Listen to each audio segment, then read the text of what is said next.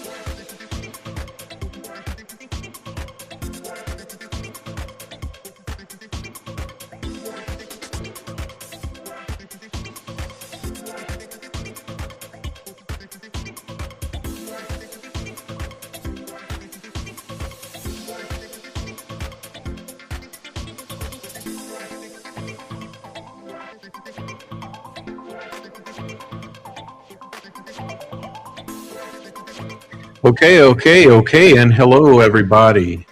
Welcome to our show tonight. Welcome to our show. Tonight's show is called Live from the Inferno, a live update on the Colorado wildfires. And for those of you who don't know me, welcome. My name's the Prof, and I'm glad to see everyone here. Tonight, we will be discussing the uh, wild uh, scenario that we're all facing in the West with multiple fires that have broken out, wildfires all throughout the region, and as well as several attempts at arson in the cities where criminal individuals, are going around and lighting fence lines, sheds, homes on fire to try to add to this catastrophe. And tonight's show is dedicated to the three firefighters who we have lost in the past couple days, who passed away in the course of their heroic efforts to fight these fires. We are dealing with unprecedented happenings here. And so for those of you who are unfamiliar, I am in Colorado, and Colorado in particular is having a very difficult time, as well as Utah and the Colorado-Utah border, where I am located. Now,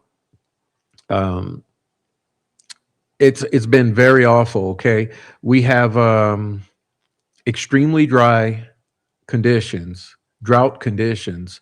We had an extremely dry winter with little to no precipitation in terms of snowfall, and unfortunately, in the past 5 days, we've had excessive winds in the range of 30 to 50 miles per hour nonstop that have fueled these fires, and these fires are growing to monumental proportions.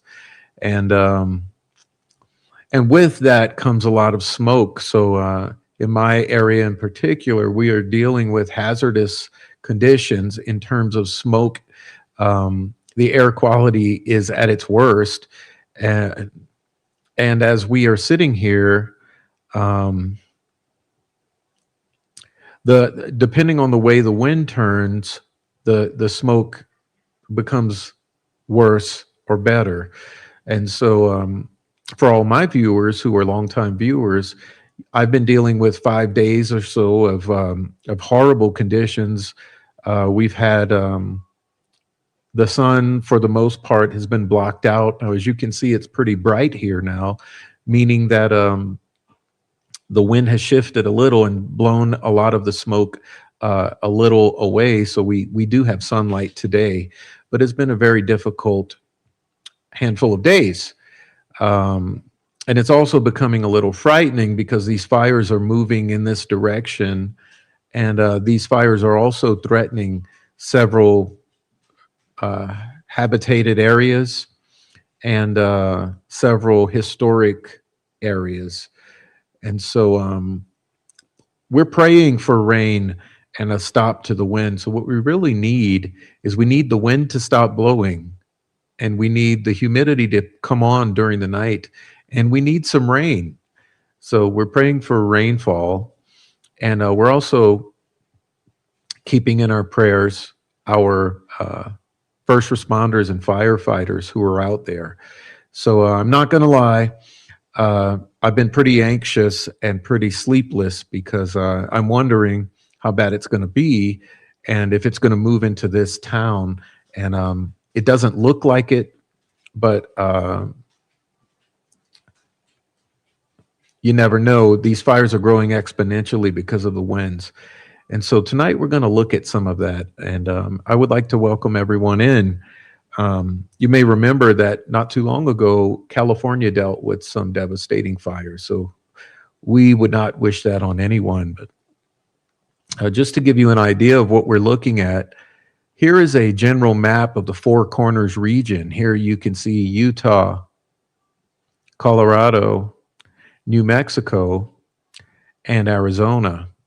And you can see there's a large amount of fires, wildfires spread throughout the area. But in particular, you can see that there is a particular problem in Colorado, which is seeming to get the worst of it. Okay, so if we zoom on in a little, Okay. You can see how most of the red here is in the state of Colorado. Okay. And with that being said, I'll give you a little, uh, we'll do a little this. Let me see if I can manage. Um,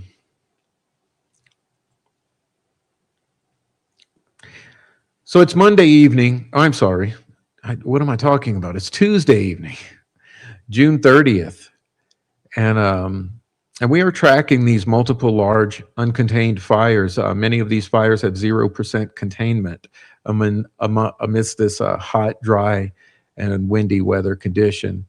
Right now, the biggest concerns are the Snyder Fire, which is over 30,000 acres near the border west of Grand Junction. As I mentioned, tragically, 3 federal firefighters lost their lives in the past couple days there. There's also the fast-growing Aspen Acres Fire, which is nearly 30,000 acres. Over 155 structures are destroyed already. There's the Gold Mountain Fire with over 8,000 acres right to the northern slopes above the historic town of Ouray, which is right near me, and the Ferris Fire with over 20,000 acres in southwest Colorado. And these fires are now merging. Okay, and there's also another fire near Leadville called Willow Fire. And we'll break down each one of these with the latest sizes, the containment conditions, the evacuations that are underway. And we'll also show you a special focus on the fires that are threatening historic landmarks.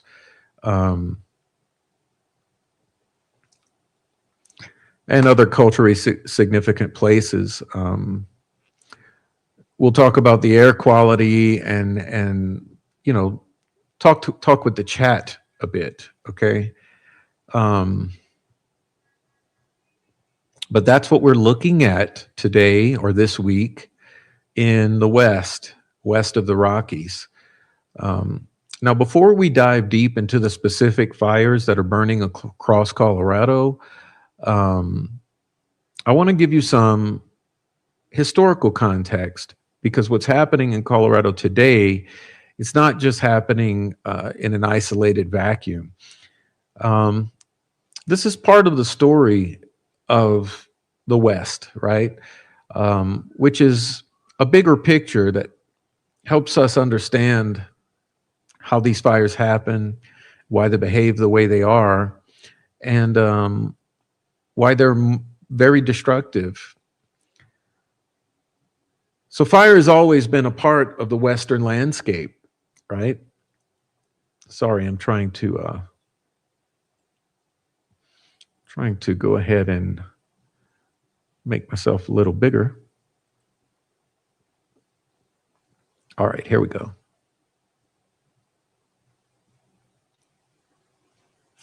Got that together.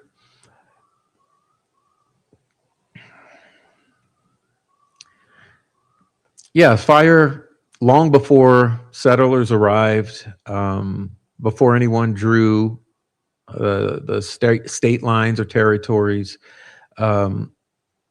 Native Americans across California, Oregon, Washington, Idaho, Montana, Wyoming, Colorado, Utah, New Mexico, Arizona have lived with fire as a constant, and for thousands of years. Fires have coexisted with man. In the Ponderosa pine forest, they set, or fires were set as low intensity burns for thousands of years by Native Americans to clear underbrush, reduce the risk of these catastrophic fires, which also promotes the growth of new growth and edible plants, and create a better habitat for animals you would want to hunt.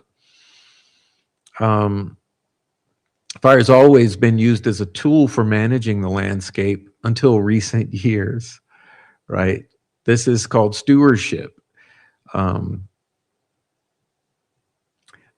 Many of these fires that we're currently experiencing were started by lightning.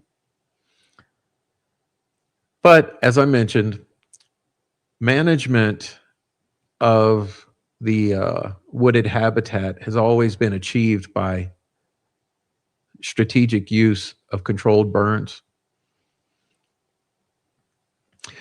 With European settlement coming in, the relationship with fire shifted. Loggers left behind an enormous amount of slash and branches, tops, and debris that turned forests into very dangerous tinderboxes. And in recent years, we've been dealing with drought. Now, the drought combined with these new fuel loads and the abandonment of controlled burns in many parts of the country have led to some of the most horrific fires in American history.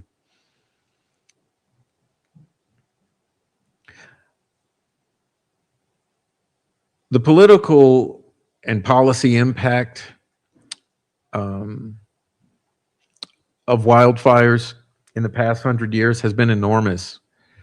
The Forest Service had a 10 a.m. policy where every fire they thought should be controlled by 10 a.m. after it was reported. This was aggressive fire suppression combined with controlled burns and fire management. Remember Smokey Bear, who told all generations in the past 100 years of Americans, only you can prevent forest fires? Well, responsible use of fire kept fires suppressed for many years. But with the lack of wildfires, the aggressive suppression of wildfires, and the gradual reduction of controlled burns, a dangerous environment was created. Small trees, brush, and dead wood accumulate on the forest floor. And when fires finally break out under these type of extreme weather conditions, there's far more fuel. They burn hotter, faster, higher into the canopy than they would have ever burned historically. Now, by the late 20th century, scientists and land managers began to understand these consequences. And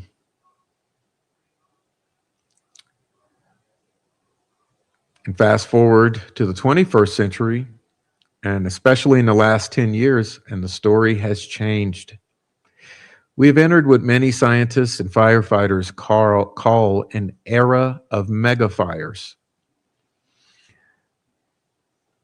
These fires burn with a scale and intensity, a duration that's rarely seen in the historical record.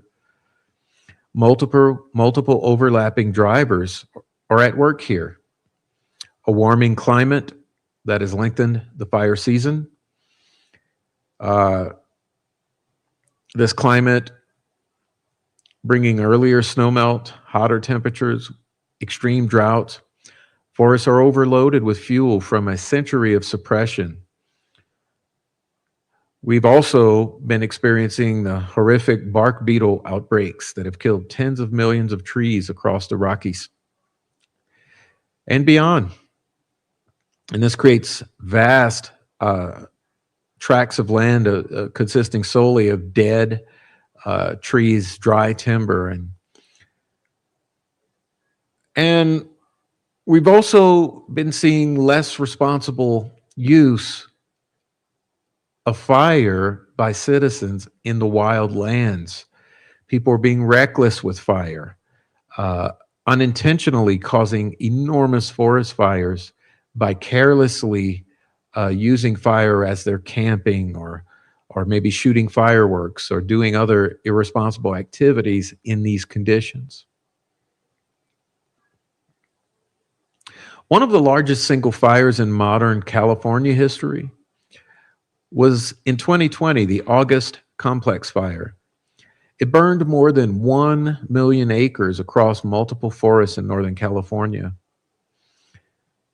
It's claimed that it was started by lightning and merged with other fires and burned for months under some of the worst fire weather conditions. The scale was unimaginable. It became the largest wildfire in California history. It destroyed homes, threatened communities, and poured massive amounts of smoke into the air, which affected air quality across the entire California coast. The same year, 2020, was one of the most destructive fire seasons in the history of the West. In Colorado itself, 2 fires shattered previous state records. The Cameron Peak Fire, which started in August of 2020 and burned until October, scorched 200,000 acres, making it the largest wildfire in Colorado history at the time. It destroyed over 200 homes and structures and forced thousands of people to evacuate. And then just weeks later, the East Troublesome Fire exploded in Grant and Summit counties, burning another 200,000 acres in a matter of days under similar conditions to what we have now. It's extreme wind and dry conditions. It threatened the town of Granby and also destroyed hundreds of structures. Together, these 2 Colorado fires, along with the Pine Gulch Fire, burned nearly 600,000 acres in Colorado just in 2020 alone. Also in 2020, Oregon experienced its most destructive wildfire season in modern history. Again, it's claimed that lightning fire ignited fires, which combined with extreme wind around Labor Day and created multiple large fires that collectively burned over 1 million acres across Oregon. California continued to see record-setting fires as well. The Dixie Fire of 2021 burned nearly 1 million acres. It was the second largest in state history at the time and destroyed more than 1,300 structures. Threatened the historic town of Greenville, which was largely lost. It burned for months and required enormous firefighting responses. The Creek Fire in the Sierra National Forest burned nearly 380,000 acres. Forced rescues of hundreds of campers who were trapped by the fire's advance. Other notable fires in the past 10 years included the Mendocino Complex of 2018, which was 500,000 acres. The SCU Lightning Complex in 2020, nearly 400,000 acres. And throughout the West, multiple large fires from 2017, 2020, 2021. In Colorado specifically, the 2020 fires were followed by other significant fires. And the state's all-time largest remain dominated by the 2020 events. Now, what ties many of these modern mega fires together is not just size, but the conditions that allow them to grow so large so quickly. Extreme drought, record heat, low humidity, and ferocious winds. What might once have been a containable fire in this modern age has now become monstrous. Climate change is what's being blamed for this. General drought conditions, higher temperatures. This is fire weather. And at the same time, decades of fire suppression combined with the insect outbreaks that I mentioned are creating very hazardous conditions. Across the West, though, there's growing recognition that we can't simply allow this all to continue. Land management is becoming increasingly important, and sense is starting to return to land management principles. And this, by this sense, I mean the clearing of the underbrush, the prescribed fire burns, the managed wildfire burns. Um, and oddly enough, as I mentioned, this is hearkening back to the techniques or the management strategies of the Native American uh, indigenous peoples. Indigenous knowledge is being sought and incorporated more seriously. Tribes that stewarded the land for thousands of years are being recognized once again as having proper approaches to land management.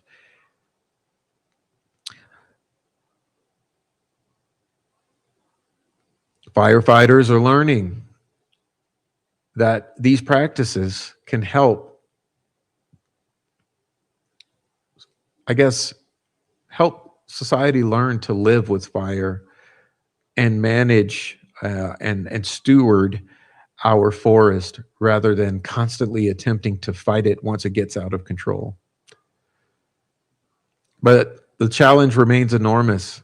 As we are watching these fires burn in Colorado today, the Snyder Fire has already taken 3 lives of these firefighters, as I mentioned. The Aspen Acres Fire is now racing across Colorado and forcing evacuation of historic and culturally significant places. And the Gold Mountain Fire is threatening the beloved historic town of Ouray, my favorite town in the region.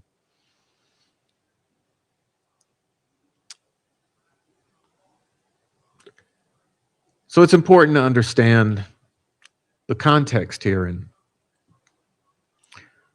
the reasons we're seeing what we're seeing and maybe how the solutions might come about. I think most important for people is don't start fires when you're camping and there's drought conditions. There are no burn rules for a purpose. As we approach July 4th, I implore everyone in the West, do not shoot fireworks. No one should be shooting fireworks west of the Rockies this year.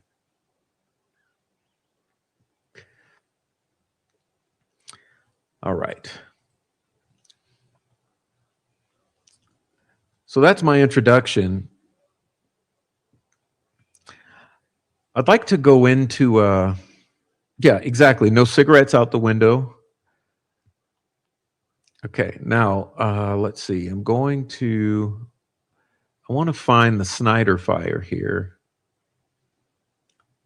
Okay, so let's see.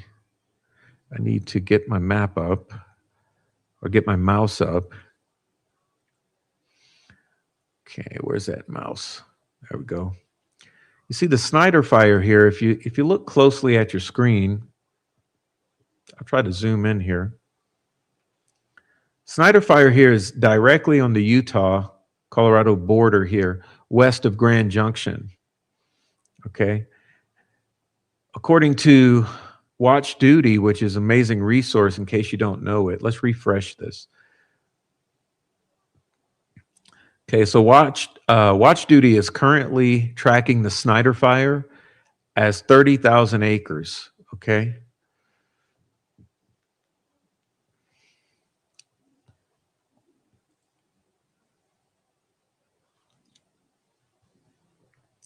Well, look here.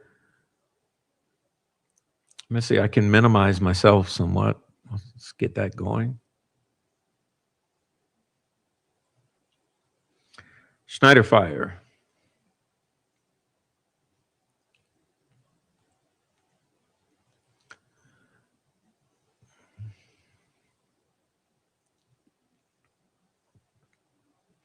As you see here,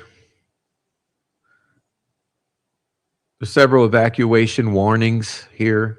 All properties on BS Road west of 11510 Road to the Utah border. Okay, south of the Colorado River to BS Road. So we've got an evacuation perimeter here. John Colton is reporting I'm sorry, this Jack is reporting that the fire is now 10% contained. So that's just recent. Okay. Most of the day today, it's been zero. So it's been zero for days and days. This thing has been burning for nearly a week now. Okay. 10% contained here on the Snyder fire.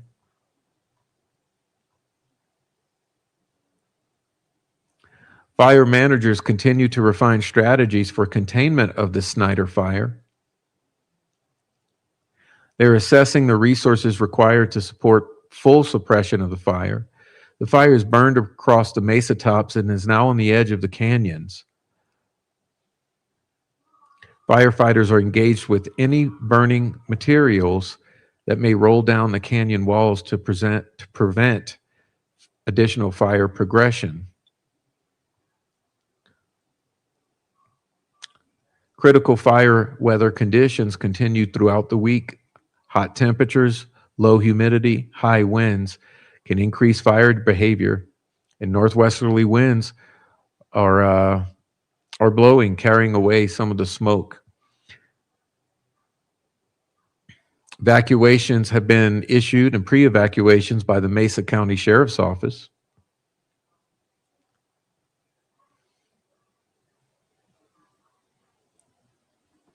Multiple evacuation centers are open.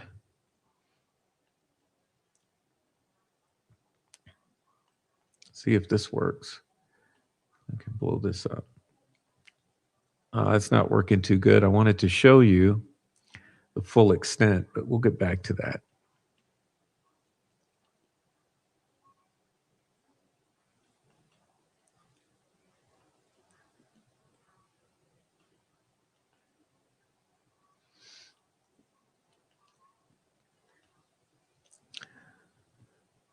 Up until just hours ago, the Snyder fire was sitting at 0% containment, completely wild burning.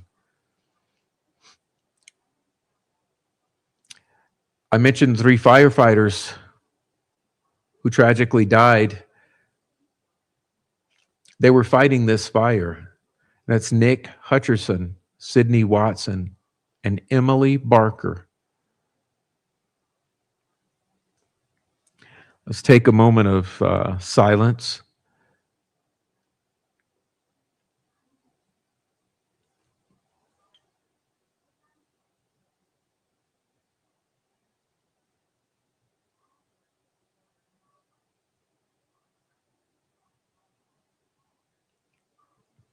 Nick Hutcherson, Sydney Watson, and Emily Barker, rest in peace.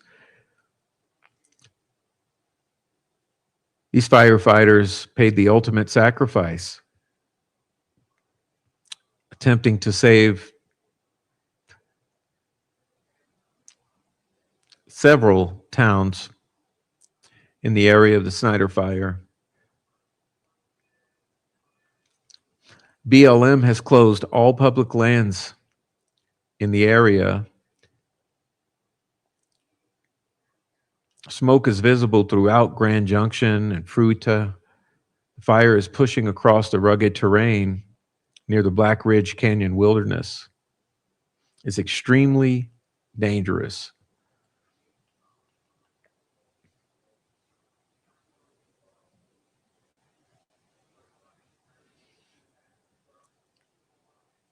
See, I wanted to pull up a resource for you if I'm able to. Got a lot of windows open here.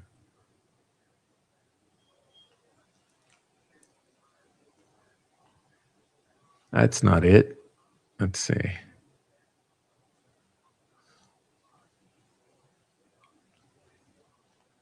Oh, come on, Prof. Where is it?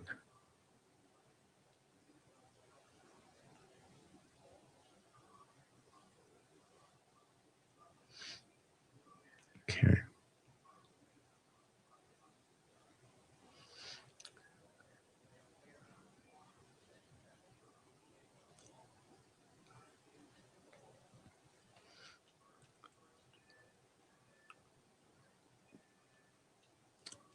We're going to back out.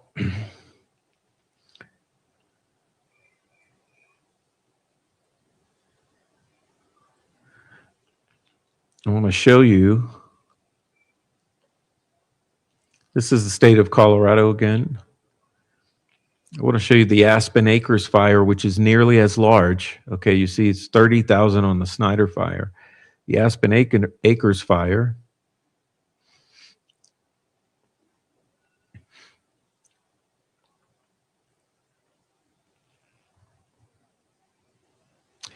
The Aspen Acres fire currently sits at 0% containment.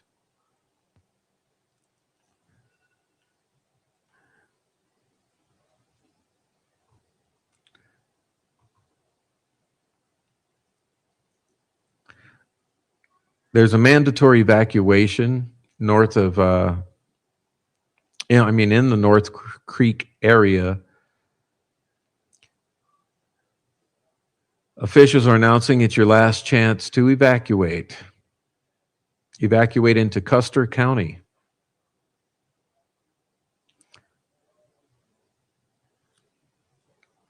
The fire is nearly 30,000 acres. 0% contained.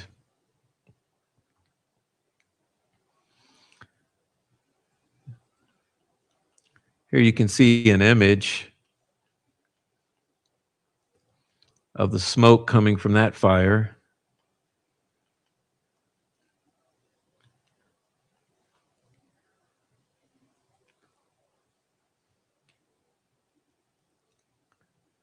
This one just exploded in size. It's destroyed at least 155 structures. Mandatory evacuations are in effect for the entire towns of Balua and Rye, plus San Isabel, Lazy Acres, Bishop Castle area, Aspen Acres subdivision, and many other zones. All evacuation shelters are set up in Pueblo. Now, this fire in particular is threatening a very historic landmark, and this is the Bishop Castle. The Bishop Castle is a famous, I would call it a work of art rather than a house or a castle. It's folk art. It's the world's largest one-man project, built over many decades by Jim Bishop. It's built from local stone and iron. It's a unique Colorado cultural landmark and a tourist attraction.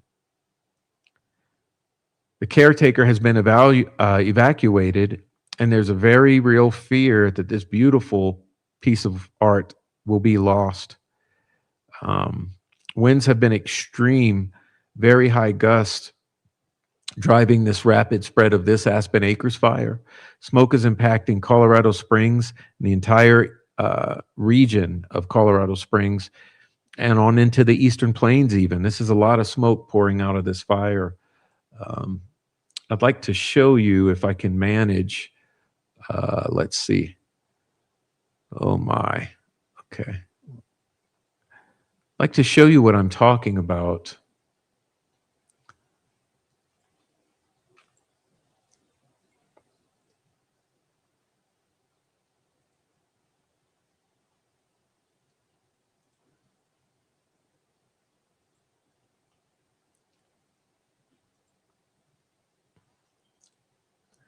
All right, let's see if I can do this. Let's see.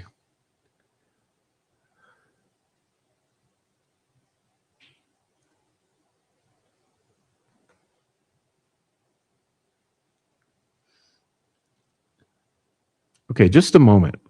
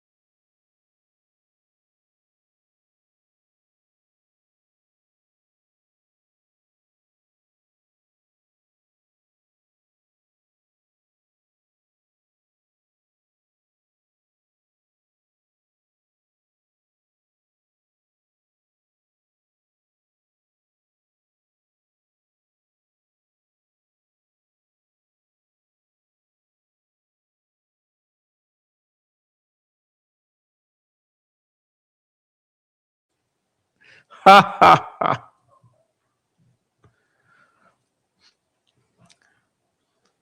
Well, I was just notified that I had no audio.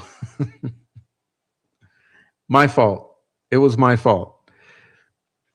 All right. So what was I doing there?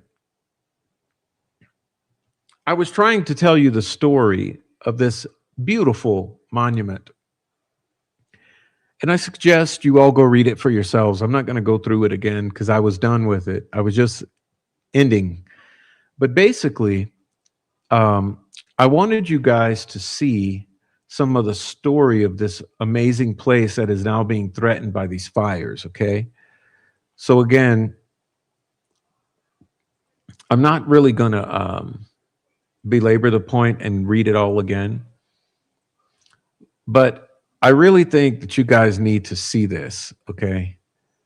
Like, let me screen share again. Let's see. I mean, just look at this place. This is all built by one man who's now passed away.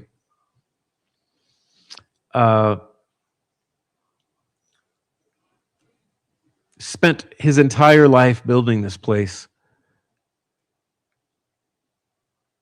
Okay. They charge no admission. It's a donation basis only. It's absolutely gorgeous.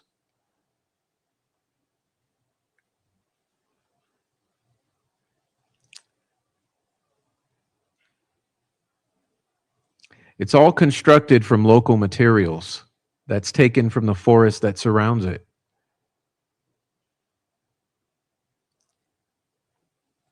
And unfortunately, it's being feared now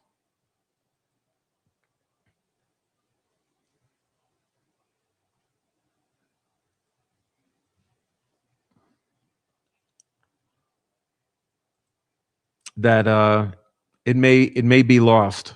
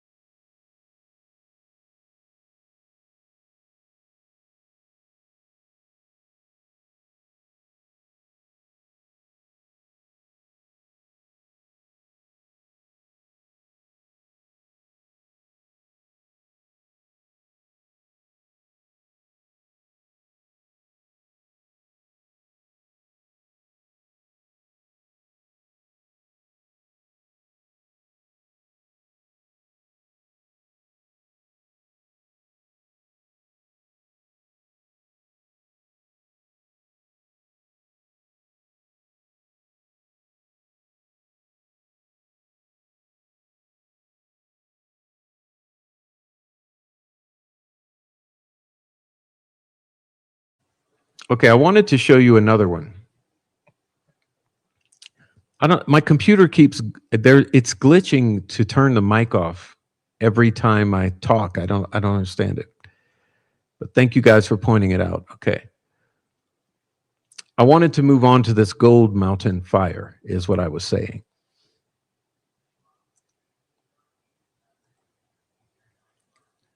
Gold Mountain fire. One of the most concerning for historic preservation is the Gold Mountain fire.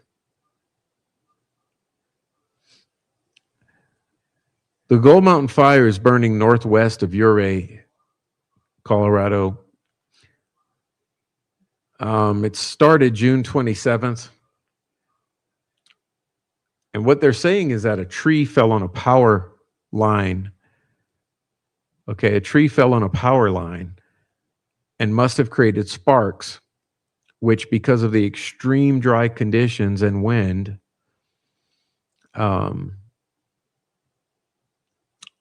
sparked off a fire below Gold Mountain Ranch near the historic Bachelor Syracuse mine tour. This Gold Mountain fire exploded in size over this weekend and is burning on the northern slopes directly above, threatening the town of Ouray. It's a historic Victorian era mining town. It's absolutely gorgeous, known as the Switzerland of America.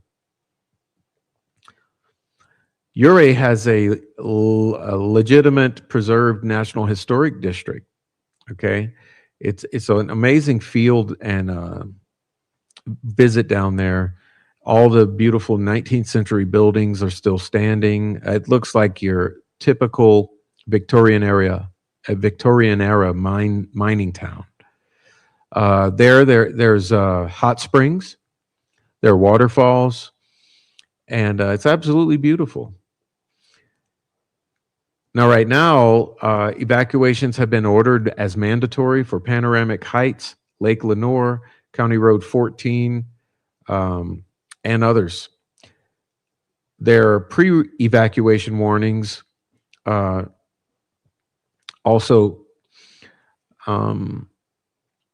US 550 has been closed, which is the highway that runs through the town. Flames are visible towering above the town from the south side along the $1 Million Highway. It's very unfortunate because it doesn't just threaten homes here, but the entire historic district and the historic town there.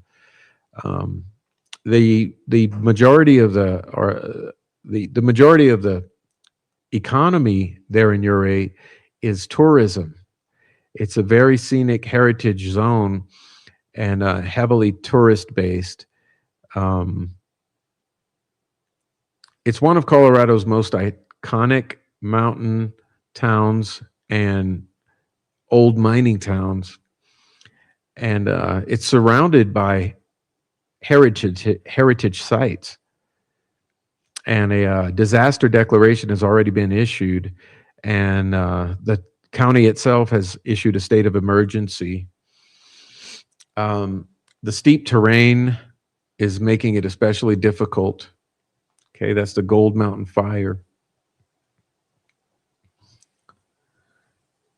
And you can see these are your evacuation levels here.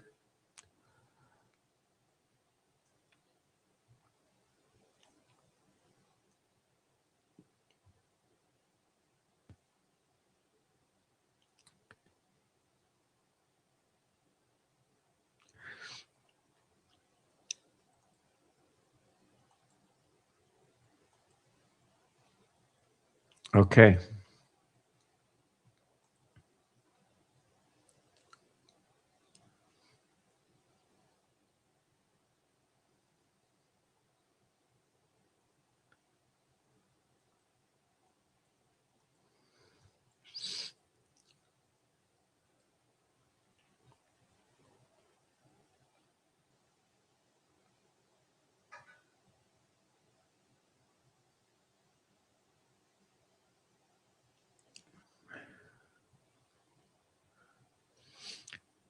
I want to show you the Ferris fire.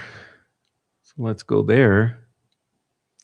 Wait, where's my Oh, come on. Technical difficulties tonight.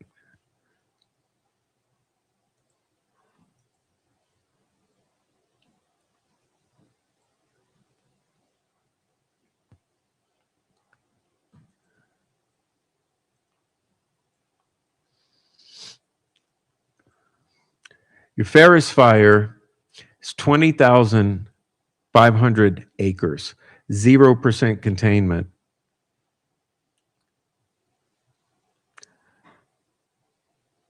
Evacuations are underway for some areas.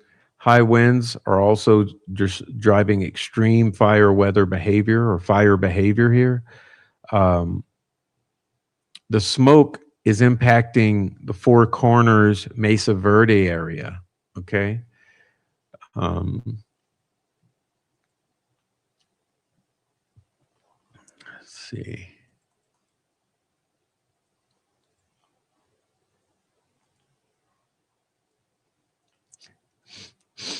Okay, can you see that there? That's your Ferris fire.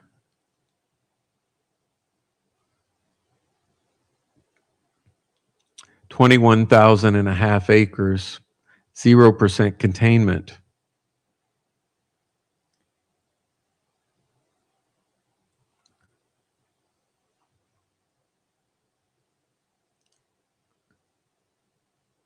And there's the Willow Fire, which is also at 0% containment. This is 2 miles northwest of Leadville Fish Hatchery. So let's see. Let's see if I can show you that. People are extremely concerned about this one. Okay. Now you see here, if you look real closely, you'll see here you got a, I'm trying to show you. All right, there you go. You see you got Breckenridge here. You got Aspen here. And right between the two here, you have the Willow Fire burning. Okay. If you look closely, whoops, oh, glitch on that map. Okay, you see, we got some historic towns here, like Leadville, Granite.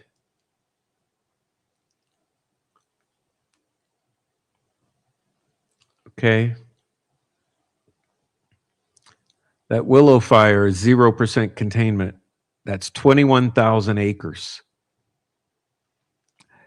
East of Aspen, southwest of Breckenridge.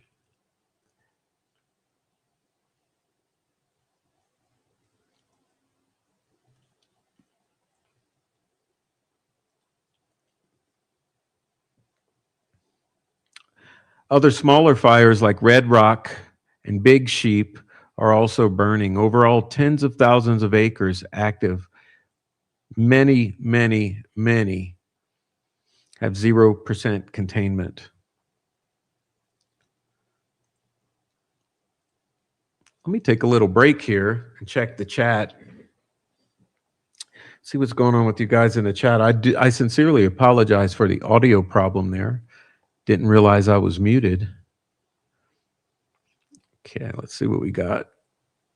Welcome in, Author Claremont. Welcome to you.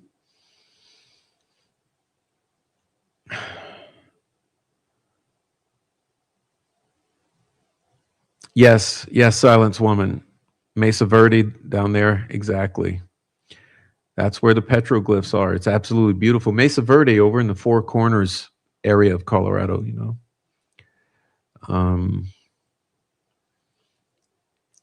It's very horrible. Think of the thousands of homes lost. I mean, okay, let's see.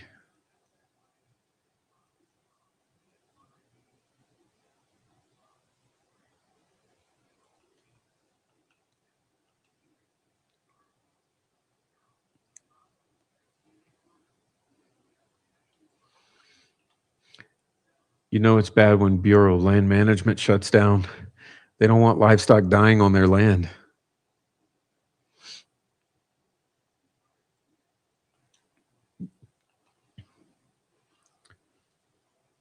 Dry, hot, windy conditions equals no fires, please, and no fireworks. No fireworks.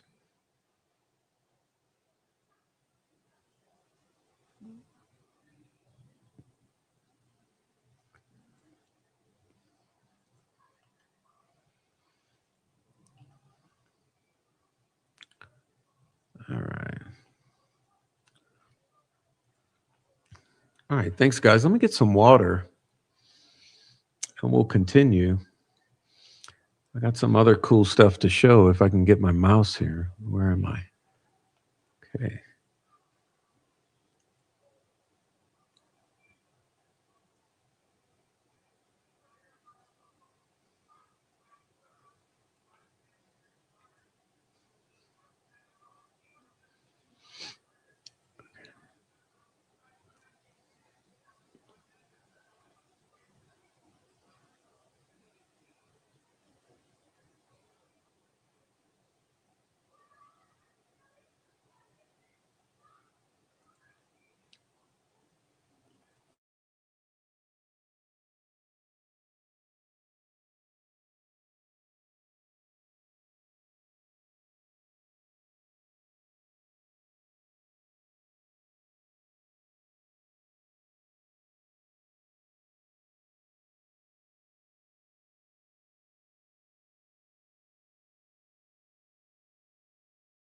I wanted to go over this with you guys if you will bear with me.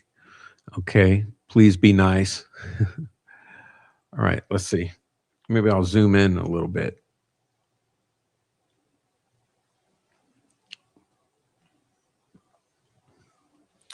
Wanted to show you this.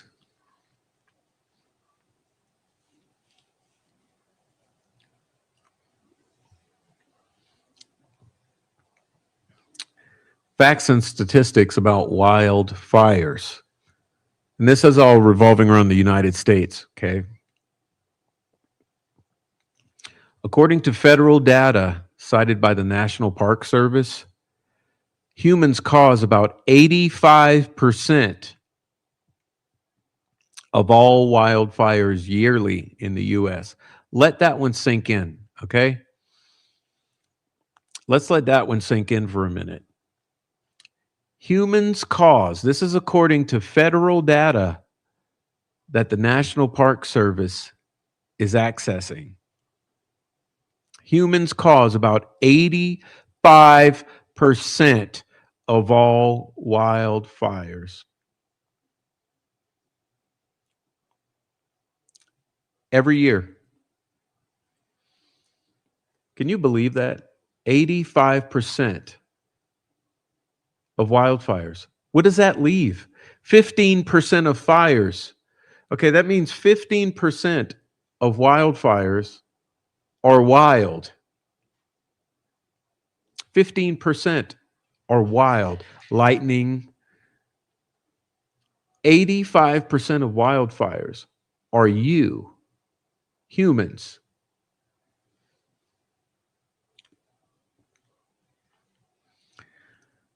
Additionally,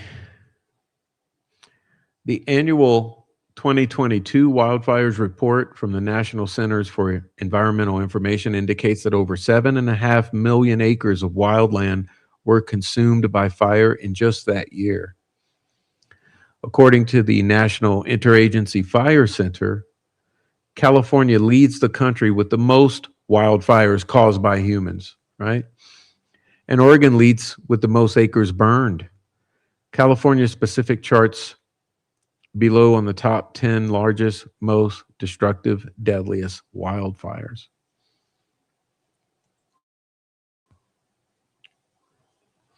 Now you can see here's an interesting graph here.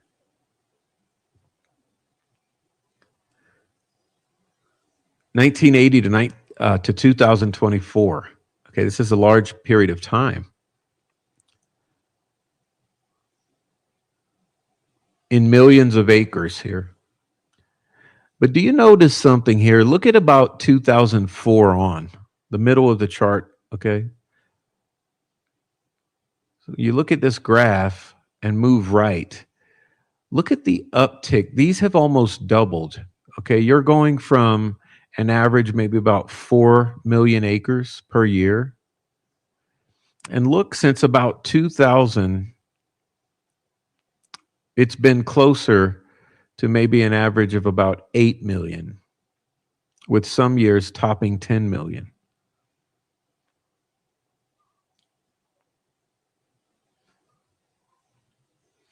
Which means in the past 26 years,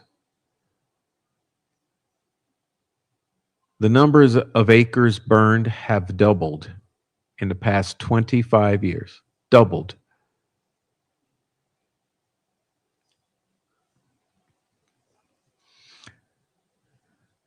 And you can see here wildfires by state. Okay, Alabama.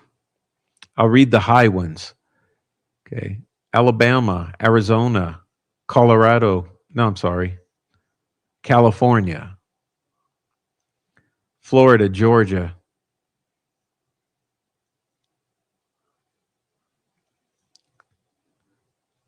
Homes at risk.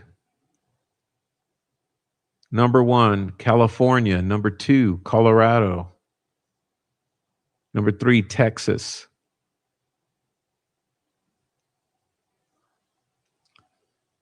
Top 10 states for wildfires.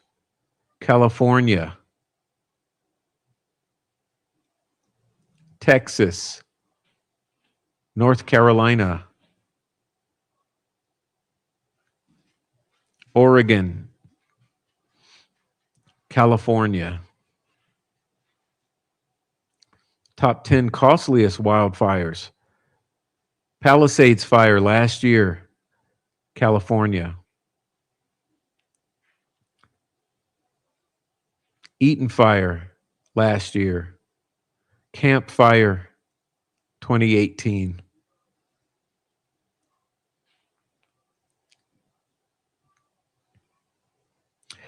Take note how interesting this is for the top largest California fires. Notice that the majority of them have taken place since 2018. You got 2020, 2021, 2018, 2024, 2020, 2020, 2020, 2020, 2017, 2003. So in the past, what would we call that? 8 years.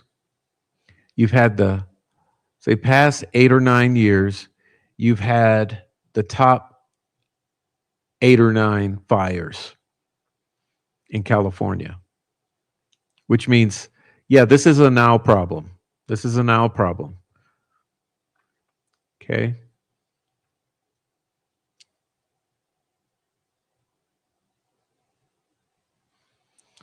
Okay.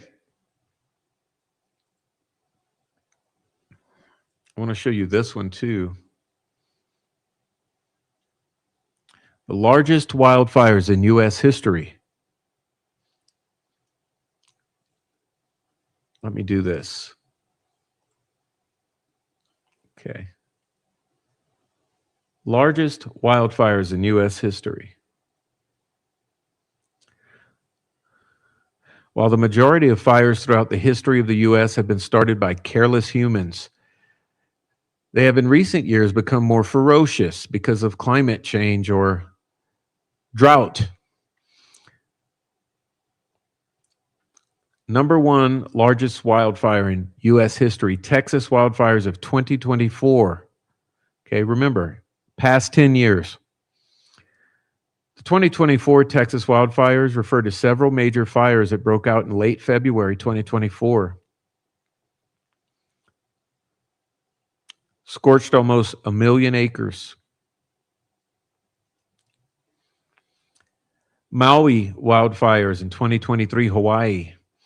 In August 2023, a string of devastating wildfires erupted in Hawaii, primarily affecting the island of Maui.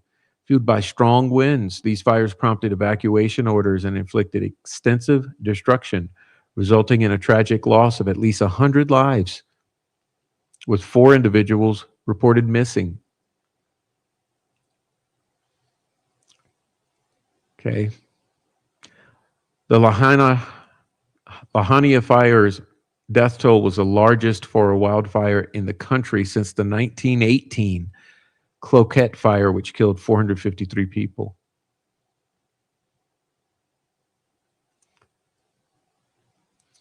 Dixie Fire, California, 2021. Okay. The fire burned more than 463,000 acres, taking hundreds of buildings down and threatening nearly 14,000 structures. Experts have warned that Dixie Fire's dramatic growth in size are fueled by severe drought conditions and global temperature increases. Second largest fire in California history. The Bay Area Fire, 2020. Starting in the Bay Area fire was one of the largest wildfires in U.S. history and tore through parts of California, Oregon, Washington. By September 15th, they burned almost 1 million acres of land and killed at least 35 people. At one point, every 24 hours, an area the size of Washington, D.C. was being burned. The North Complex fire alone was responsible for more than 300,000 acres of scorched land. 5 of the 6 largest blazes in the state were recorded in 2020.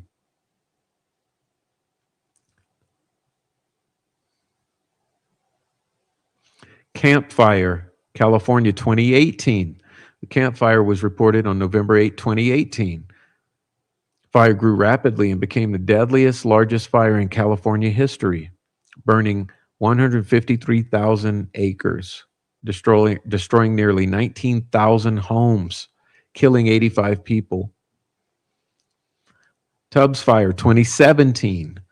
Tubbs Fire started in October 2017 and was one of more than 200 fires that hit the state that year.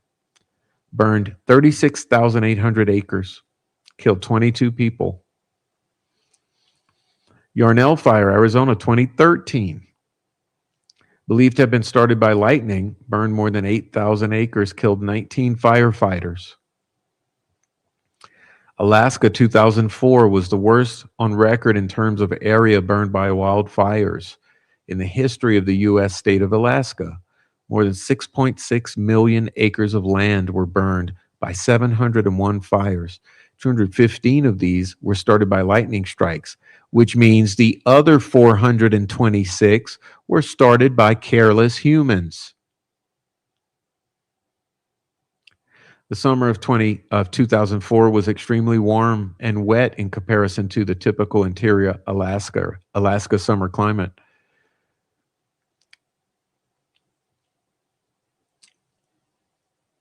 Oakland Hills, California, 1991. Yellowstone Fire, 1988. Cloquet Fire, 1918. Great Fire of 1910, Connecticut. Yakult Burn, 1902. Great Michigan Fire, 1871. Wisconsin, 1871. So you see how now we're getting into the 1800s. So let's take another note. So this says 17, right?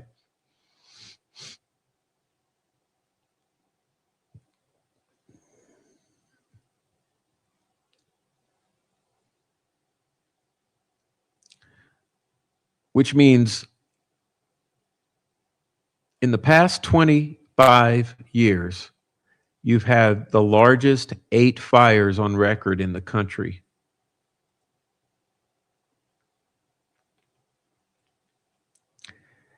And this statistic is not a one-time thing, because let's look here. This is the Division of Fire and Prevention Control, Colorado, right? Check this out. 20 of the 20 largest wildfires in Colorado history have occurred in the last 24 years. In other words, all of the top 20 largest wildfires in Colorado's history have occurred in the last 24 years. Are you seeing a pattern here in what I'm describing?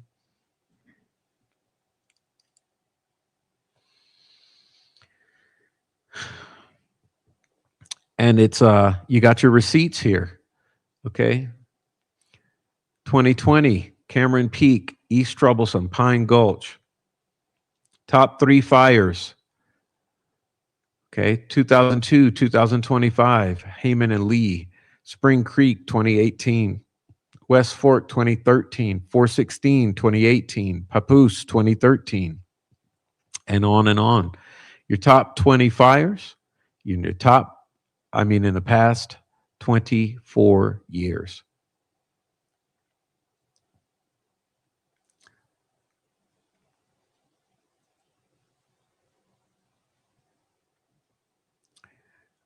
And to bring us back around to today, here's your current Colorado wildland fire status. Okay. Now, this is a Four Corners region. You see Utah, Colorado, New Mexico, and Arizona, as I mentioned. Look at the fires.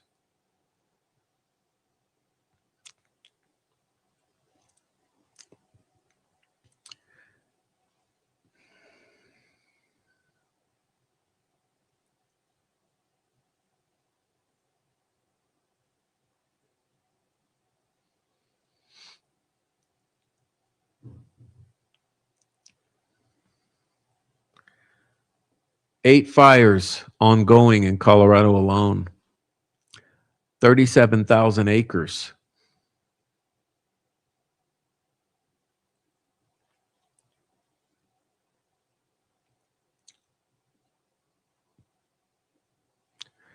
As I mentioned, the Ferris fire, if you look down here, Ferris fire, 0% contained, 21,000 acres. Gold Mountain fire, 0% contained, 12,000 acres.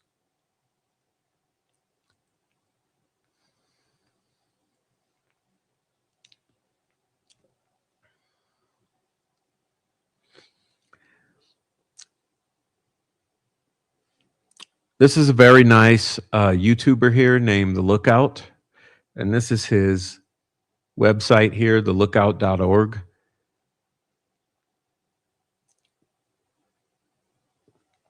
I wanted to hip you to this guy because he does really great coverage of the wildfires.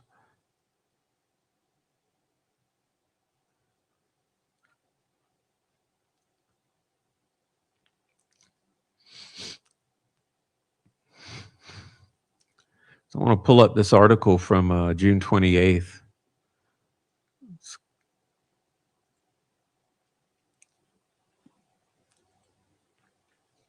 Strong southwest winds and critically dry conditions across the interior west have driven explosive. Let's see if I can make this more readable for you guys.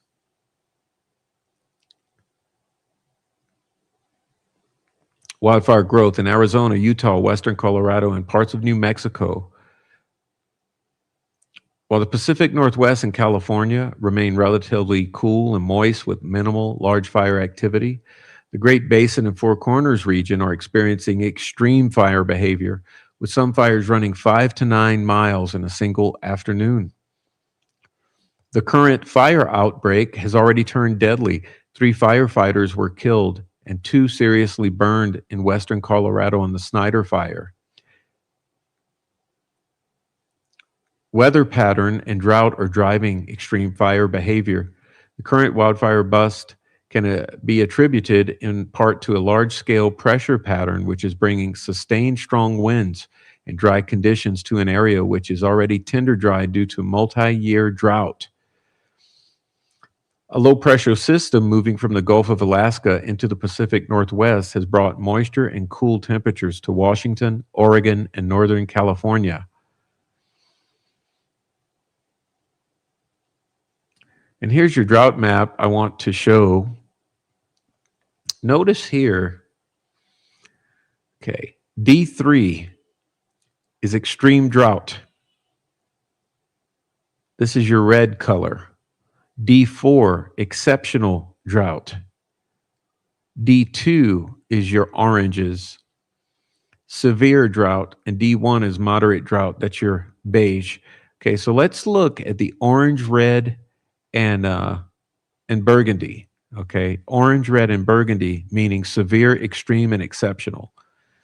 Take a close look here at this map and notice the places here, and notice in particular where we're burning now in the red zones, right? The red zones here, which I'm pointing out.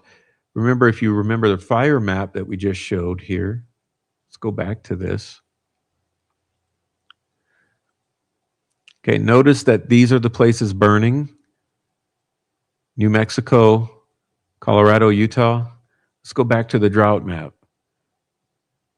New Mexico, Colorado, Utah. You have this pressure system that's come in from this direction and is stirring the winds this way, which is fueling these fires here. But this is a period of extreme drought.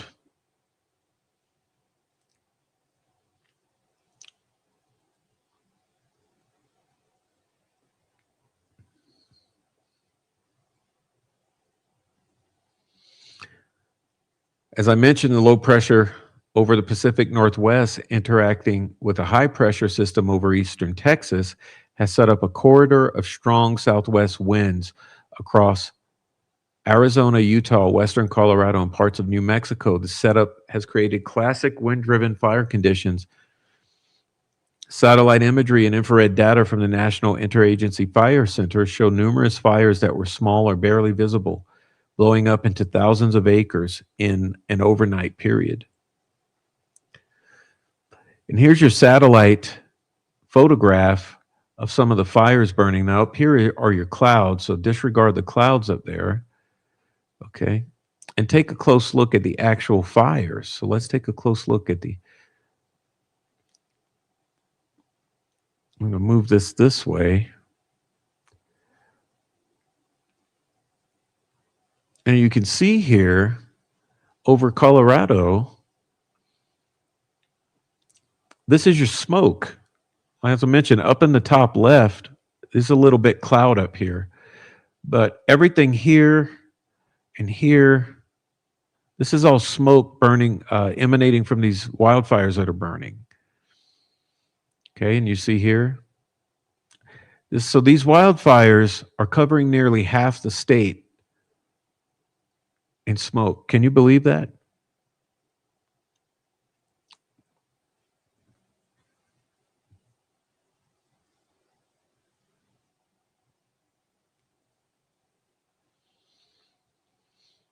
Unbelievable.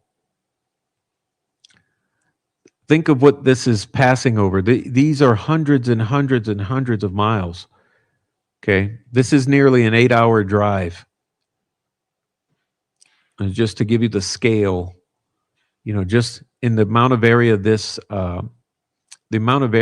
smoke is covering would take you a good, just this area of this smoke alone would probably take you a good 6 to 7 hours to drive.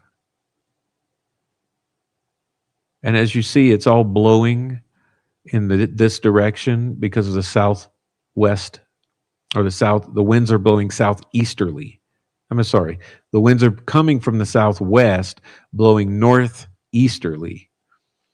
So all the smoke from these various fires is blowing over the entire state or the entire Rocky Mountain region.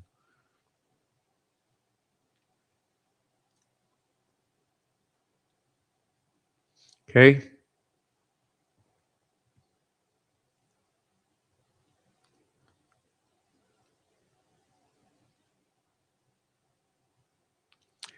I want to go back a bit to cover the most recent update he did. This one here.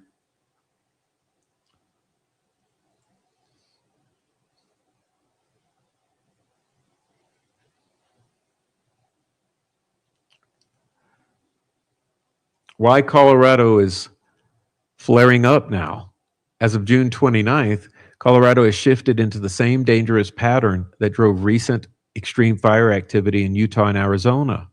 The region is caught between two major weather systems, a strong low pressure center system now over northeastern Montana, pulling air around it counterclockwise, and a high pressure zone over the Gulf of Mexico, spinning air clockwise. That's what I wanted to show you there, was how these pressure zones are driving the winds in this direction right over the state. And you can still see the smoke here, how it's following that direction of wind. Okay. Between these two gears, the atmosphere is being squeezed and accelerated, driving strong, persistent winds across the desert Southwest and Colorado, combined with single-digit relative humidity, dry fuels, many of which haven't been burned in decades, and hot temperatures and persistent winds. Perfect conditions for large, fast-moving, unstoppable timber fires. Satellite imagery from this afternoon showed active smoke and heat signatures for multiple fires, with Colorado now in the main hotspot. Your Aspen fire, your Aspen Acres fire,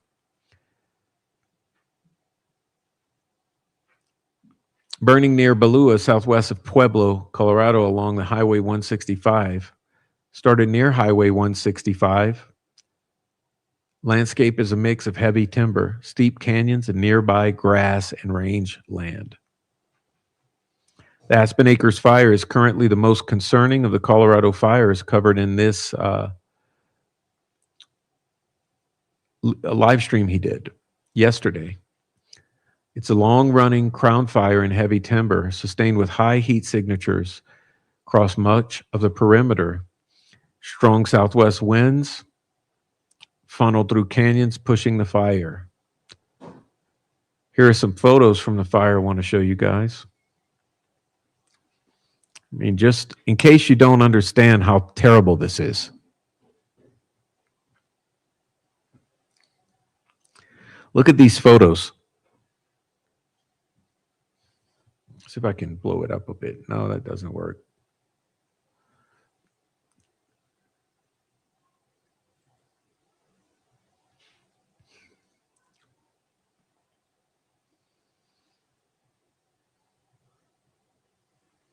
Can you imagine?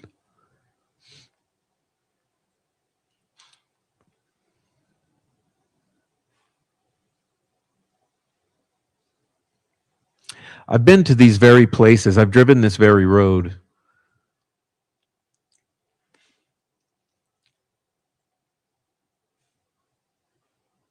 And you see how many homes are nearby. This looks to be from quite a distance.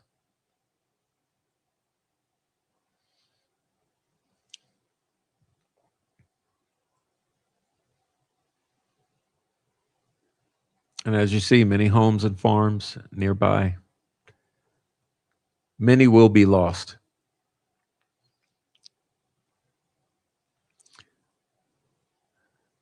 So that's your current concern there, is your Aspen Acres fire. Whoops, did I go too far? Oh, I have to minimize, I see.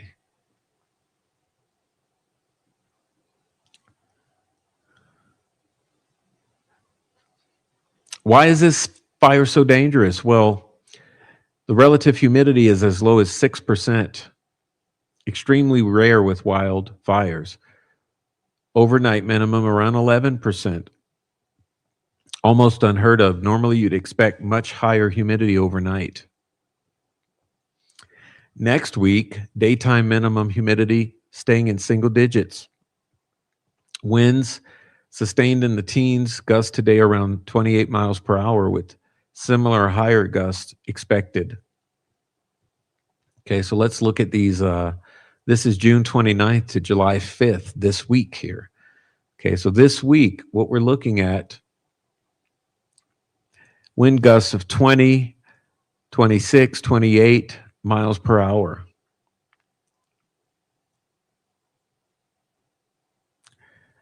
Relative humidities in the 8-5% regions.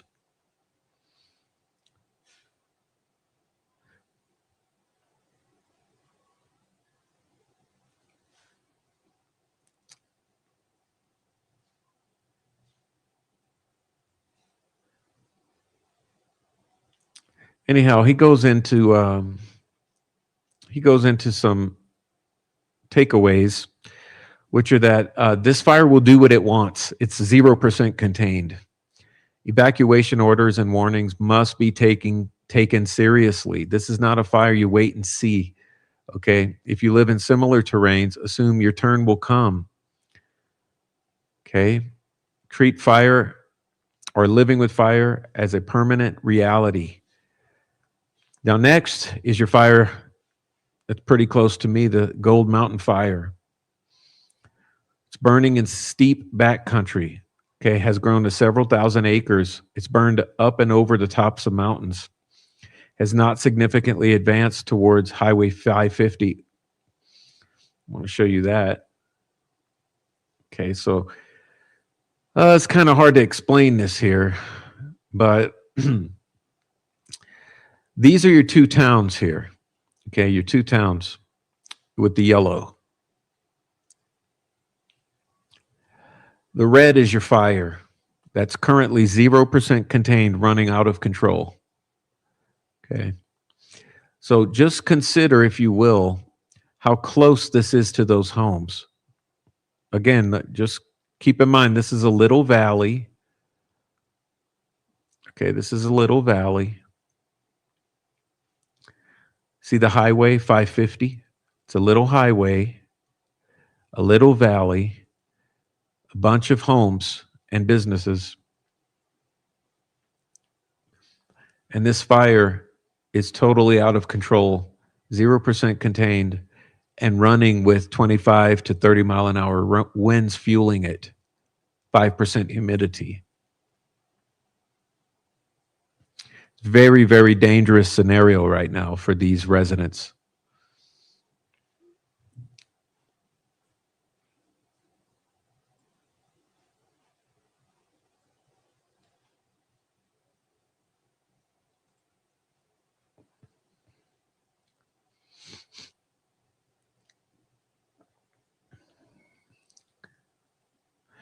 Why the air tankers are not being used to fight this fire?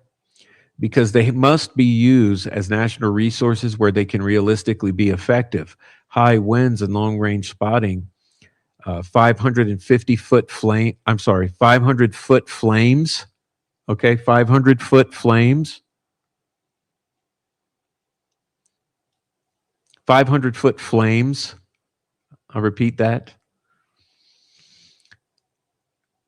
Means that the air tankers are not effective. In conditions like this, the drops of water are easily blown off because of the high winds, blown off target. And the fire creates these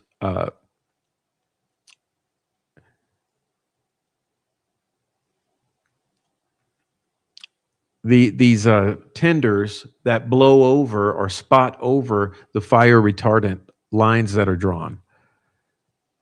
So with the winds and the fire burning in the way that it is, with 500-foot flames, and then the fire being blown, 500-foot flames, 25, 30 mile an hour winds, pilot safety is a major concern. If it's blowing 60 miles per hour with a fully engaged crown fire, at full 747, a fire retardant won't stop the head.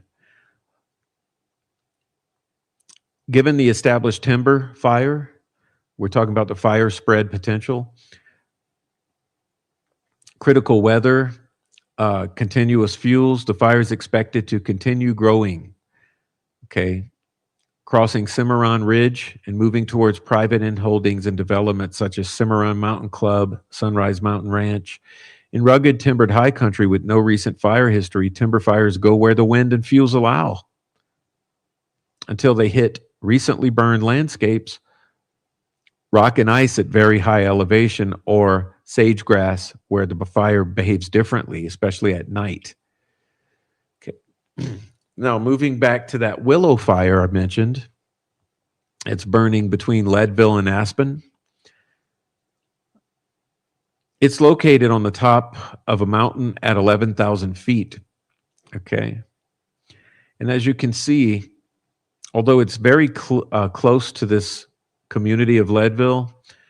It's pretty safe now because this fire always usually burns up, and then if it crosses down into a valley, it'll burn down into that valley and up the other side.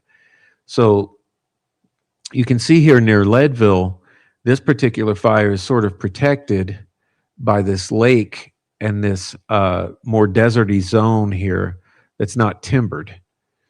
It's sort of a becoming sort of a firewall between the town and that mountain that's burning. But you can see some of that fire is burning literally on snow caps and rocky snow caps up there.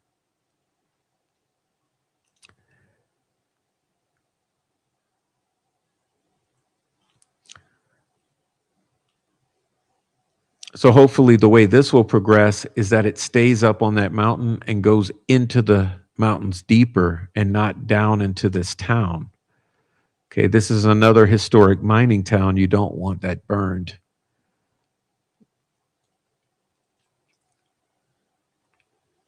So hopefully what's going to happen is this fire is going to move this way where it will just burn itself out.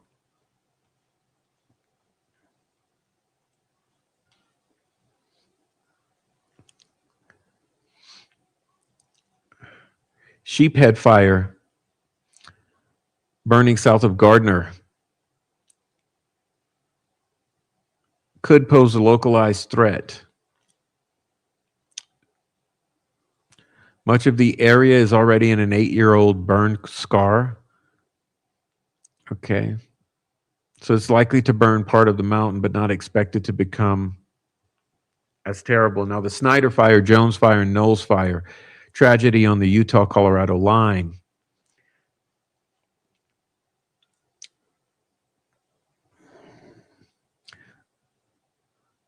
The Snyder and Jones fires are burning near the Utah-Colorado state line. Knowles fire burning a few miles away.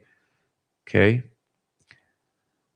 As I mentioned, the Helitack crew, the 3 firefighters who lost their lives, 2 were severely injured and burned. By the way, I didn't mention that there were 5 actually who were trapped in this fire.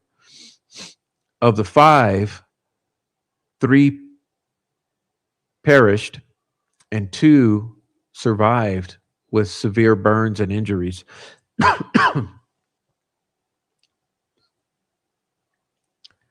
These 2 fires, Snyder and Jones, merged, okay? When they started, this is what we look like, okay, when they started.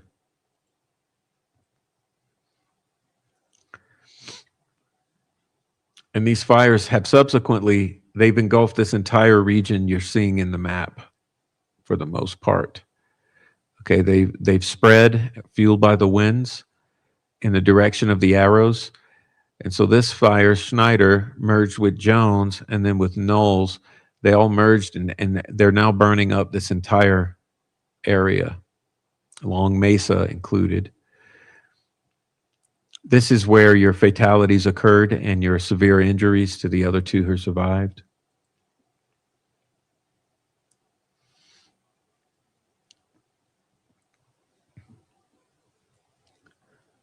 This is a different view of that region. Now this is looking, this is sort of looking northeast. Okay, northeast. So if we zoom in here, you can see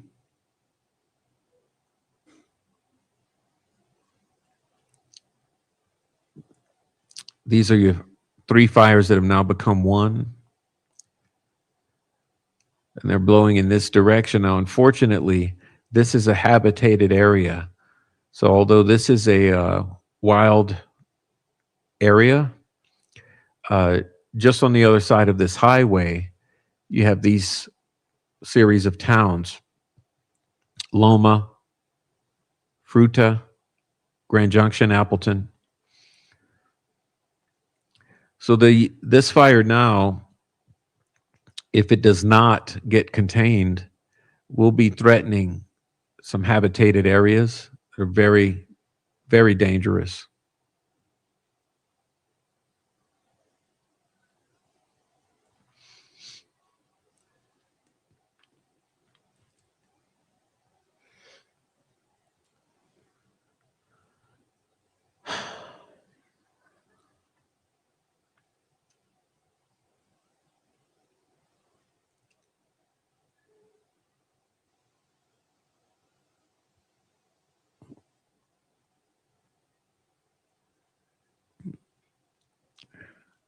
The Ferris, Far Draw, Doe Canyon, and Southwest Colorado fires near Cortez. Okay.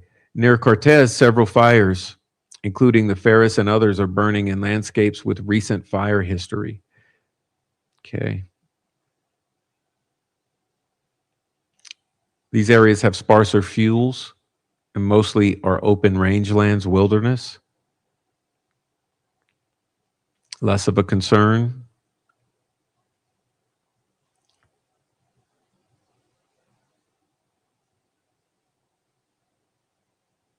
Forest management policy and the scale of the problem. Many forests are overstocked with small, low-value trees, far from mills, with poor economics for conventional timber harvest.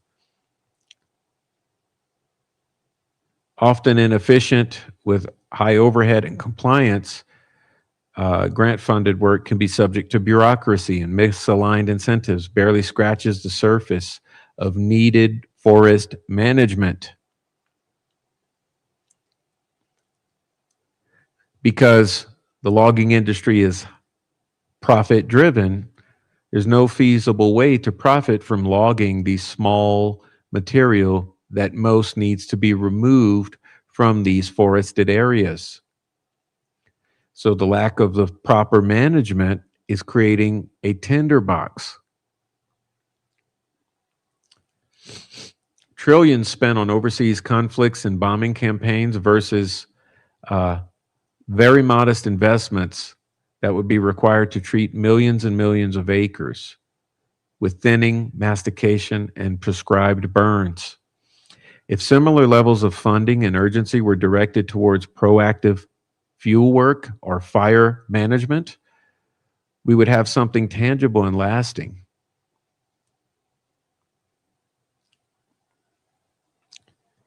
Federal agencies are losing senior talent, struggling with morale, pay, and retention, even when there's a newfound consensus on we need more prescribed fire and mechanical treatment of forested areas.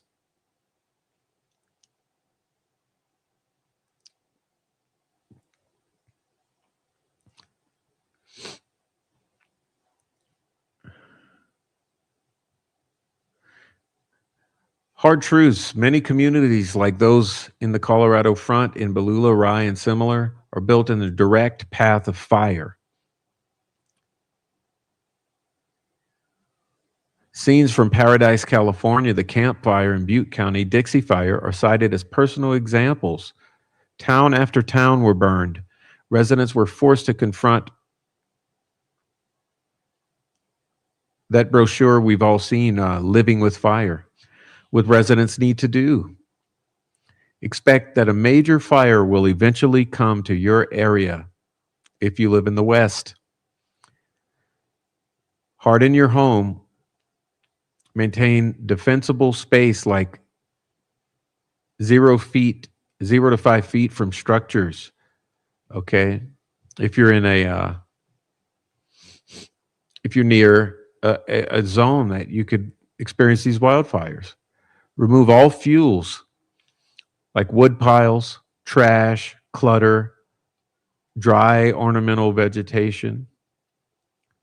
Work with neighbors and prescribe burn associates to thin small trees and brush. Okay. Make the neighborhood collectively more survivable.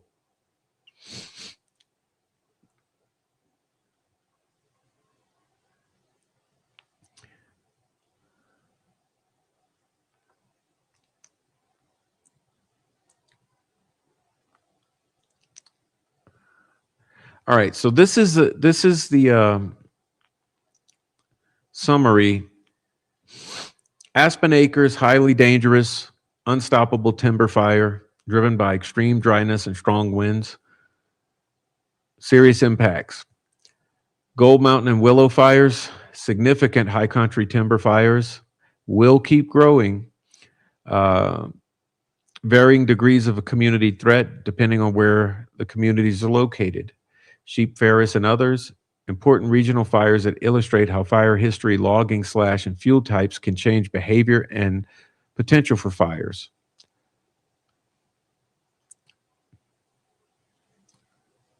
Okay. So this is the lookout.org, which is an incredible resource for information on wildfires. And like I said, he also has a YouTube channel, which is extremely good YouTube channel.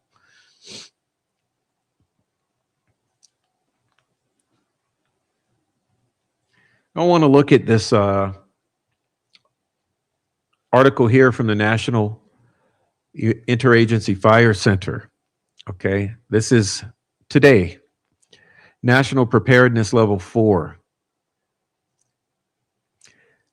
From today, yesterday,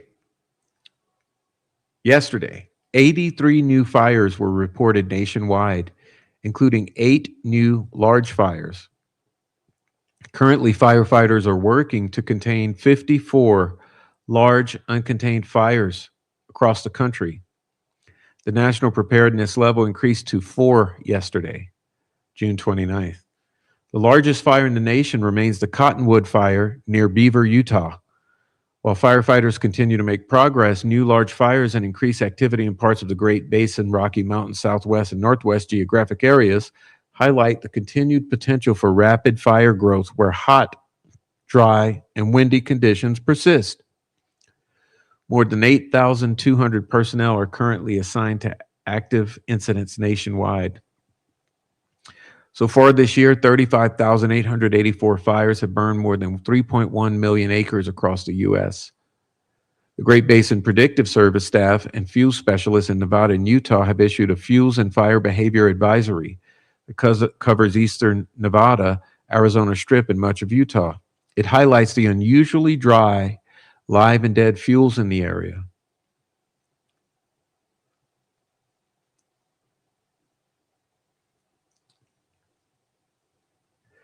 Today marks the beginning of the Week of Remembrance, a time for wildland fire community honors for those who have lost their lives in the line of duty while reflecting on lessons learned from serious incidents. Over the next week, the National Wildfire Coordinating Group will highlight incidents from the 2016 fire season, honoring 15 firefighters who died that year, as well as the enduring legacy of Granite Mountain Hotshots, who lost 19 firefighters in June 30th of 2013. Through remembrance and reflection, the Week of Remembrance reinforces our shared commitment of learning, supporting one another, and improving firefighter safety. Now, the wildland fire community continues to grieve in the wake of the news that 3 wildland firefighters lost their lives on Saturday, June 27th, as part of an interagency response to the Knowles and Gore fires along the Colorado-Utah border. Yesterday, their identities have been made public. Additionally, 2 crew members were injured in the line of duty and have been transported to a hospital. The U.S. Wildland Fire Service stands united with the USDA Forest Service in grief and unwavering support for the loved ones left behind. Their bravery, dedication, and sacrifice will not be forgotten. In weather, southwest winds 12 to 25 miles per hour with gust 25 to 45 miles per hour amid a relative humidity of 3 to 15% will develop across the greater Four Corners into central high plains today, creating widespread elevated to critical conditions. The strongest winds are likely in the Four Corners to Front Range of Colorado. Isolated dry thunderstorms will also develop from central and eastern New Mexico into the Front Range and central high plains this afternoon, with several new ignitions likely. Farther north and west, cooler temperatures will continue for California into the northwest U.S. Scattered showers and thunderstorms will develop into the northern Great Basin to northern Rockies. Well above normal temperatures are expected in the Great Lakes, but relative humidity will remain elevated, and green up will help mitigate. Isolated to scattered showers and thunderstorms will develop from central plains into Great Lakes and Northeast as well. Scattered thunderstorms along the northern Gulf Coast into Florida. Okay. So, I want to come back now away from this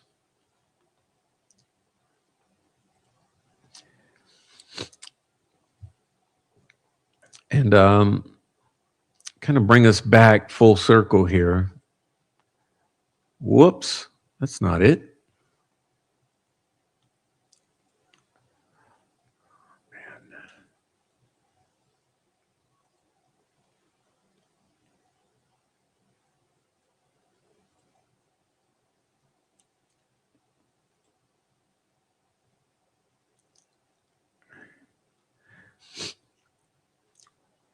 I want to move on to air quality. And let's see what I can do here regarding, oh, where are we?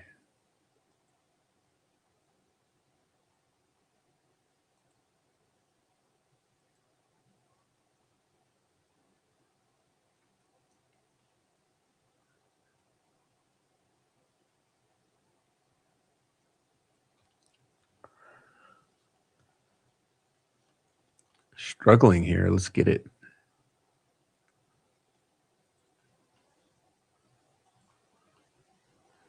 There we go.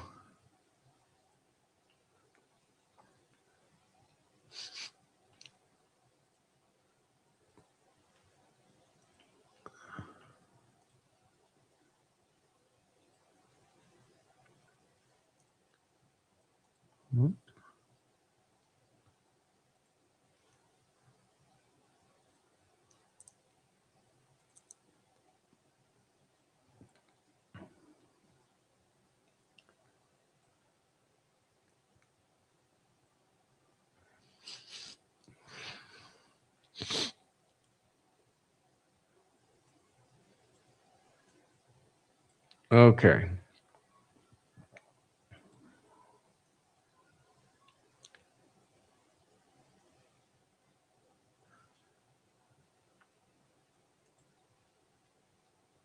Air quality is poor across much of western and parts of central Colorado due to the smoke from these fires, especially in my location here on the western portion of Colorado, downwind from these smokes or these fires, from the smoke from these fires. Air quality is extremely poor. Um,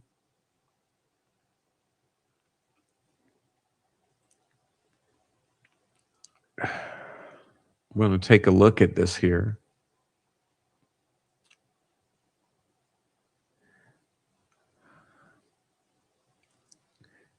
So you see air quality monitoring forecast and data.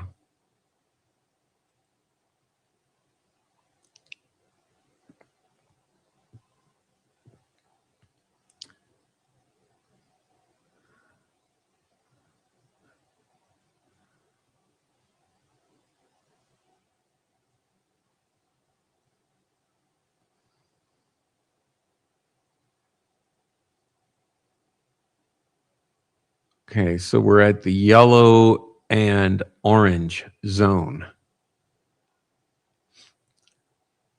And red. Okay, so let's go back to the map here. So you see this entire, this is pretty much a large part of the state. Okay.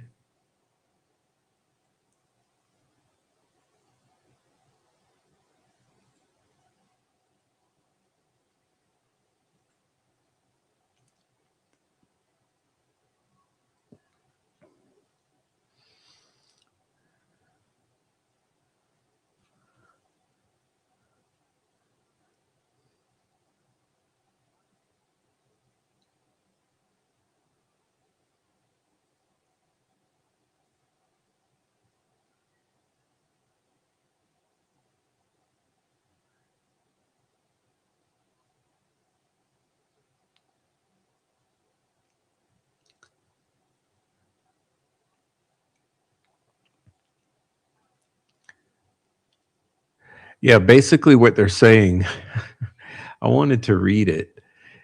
Because I saw this yesterday on the phone. Let's see. Come on.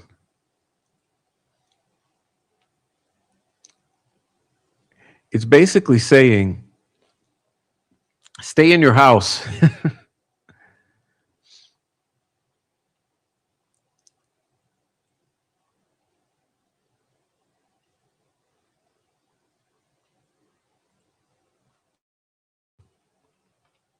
All right.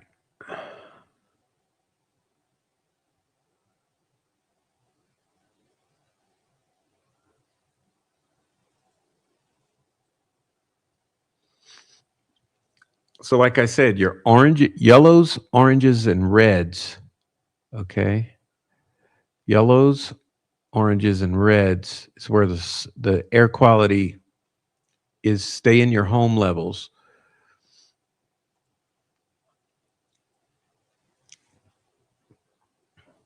Several large fires are impacting air quality. The Ferris Fire and Gold Mountain Fire burning in western Colorado. The Babylon Fire is burning in Utah. Smoke from these fires has been lingering on the western half of the state since last week. Counties in northwest Colorado are likely to see smoke this afternoon.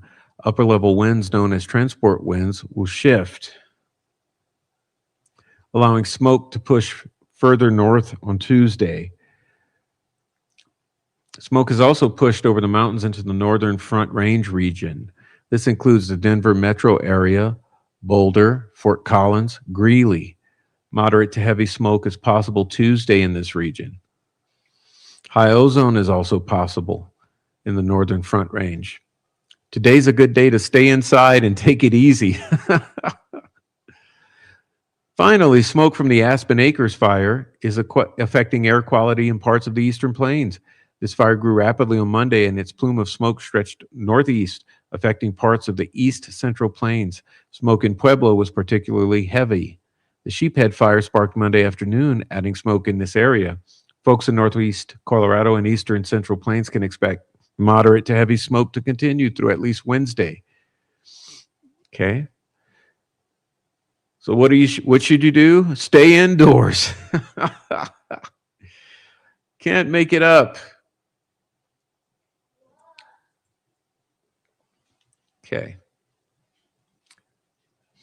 But this is why. I mean, take a look at this. This is why. This is largely what we're looking at. Imagine this blowing into your neighborhood. I mean, stay inside. What else can we do? Stay inside. Not with the windows open either.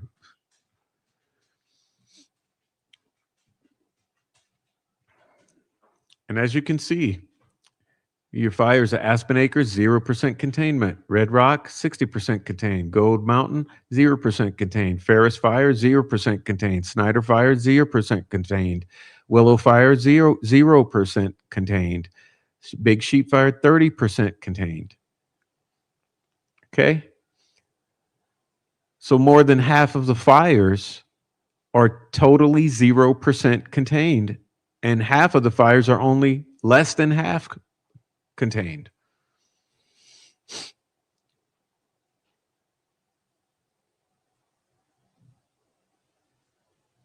And here's another resource, the Inside Web, okay, Incident Web, where you can click, okay.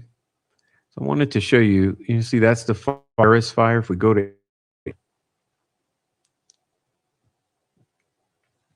it'll give us the size, the location, and how long ago it was updated. So you can really keep a close eye on the growth of these fires, which I've been doing when it comes to my area, okay, just to see how fast these things are growing.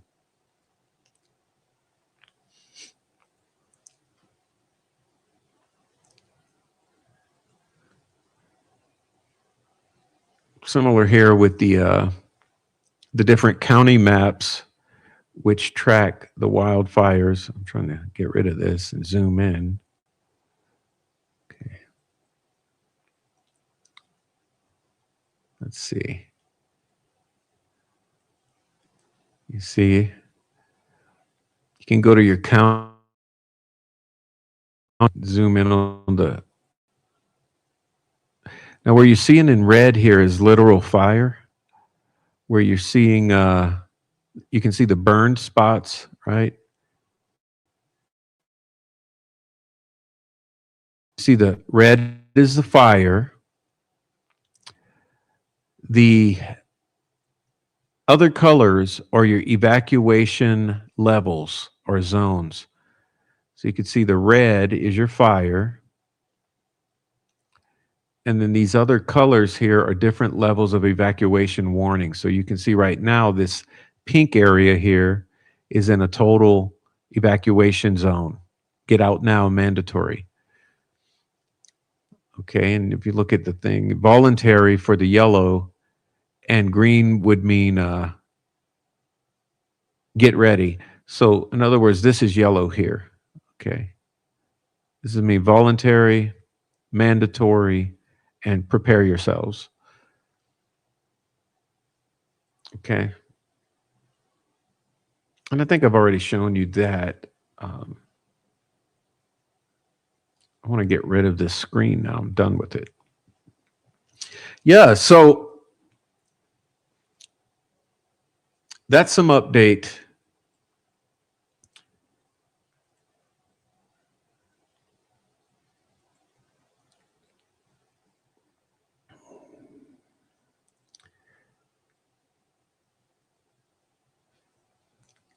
So in general, we have multiple large, uncontained, 0% contained fires.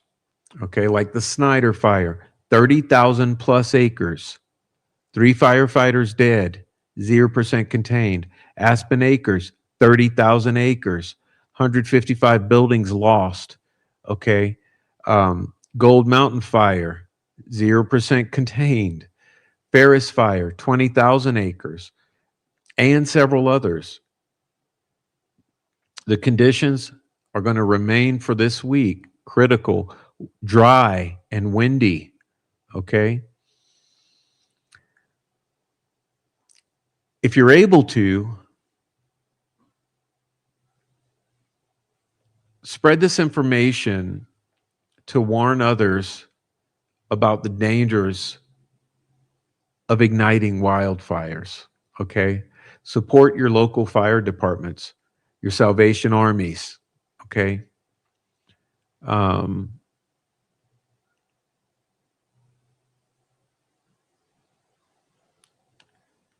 Be safe. Be safe, because this is becoming an extremely dangerous situation. And like I said, all we can do now, all I feel we can do is pray for weather. We need rain.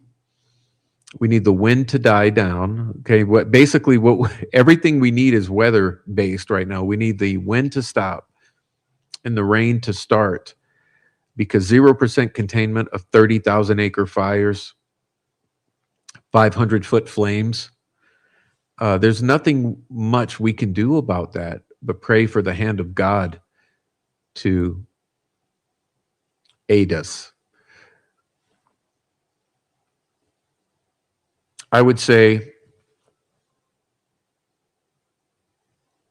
if you're in a dry zone, warn everyone you can. Don't shoot fireworks this year.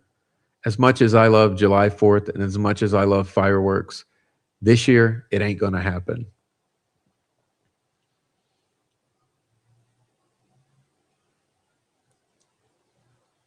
Maybe in memory of those firefighters, forego the fireworks this year.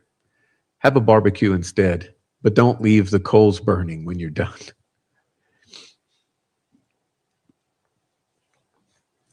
But yeah, honestly, okay, my take. This weekend, it was almost impossible to be outside. Okay, in other words, the air quality, when they say stay inside, that's how bad it is. It was nearly impossible to even be outdoors because the smoke in the air was so thick. You just could not help but breathe it, and burning eyes. So we want to try to avoid that. Um,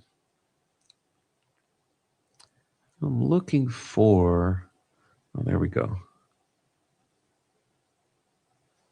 I'll go back to my photos. Let's see.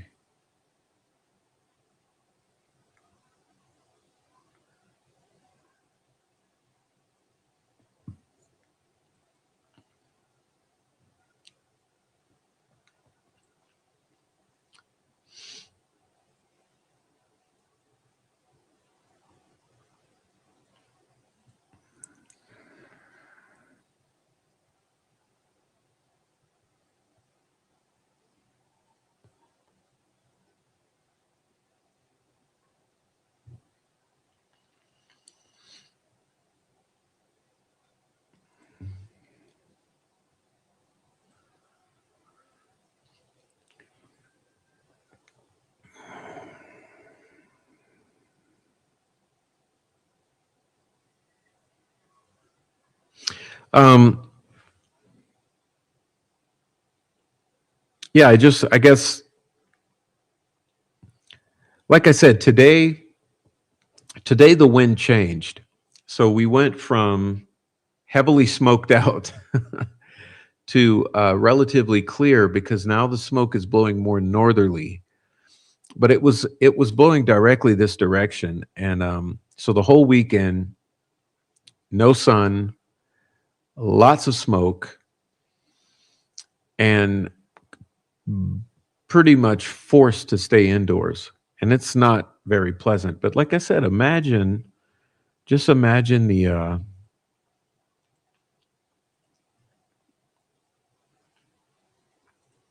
imagine the complications you would face if something like this was blowing your way. This is what we're talking about here.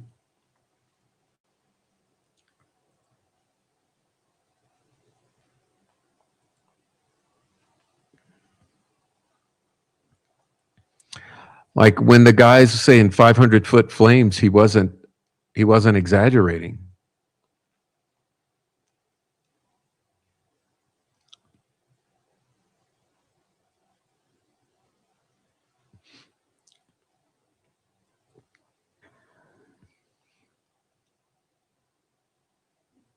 Just imagine.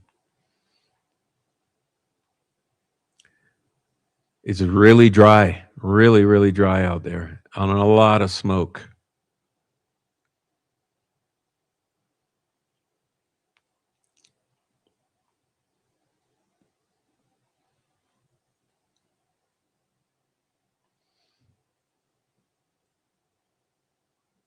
So yeah, it's hell out there with this type of stuff going on. But hopefully the weather will improve and the I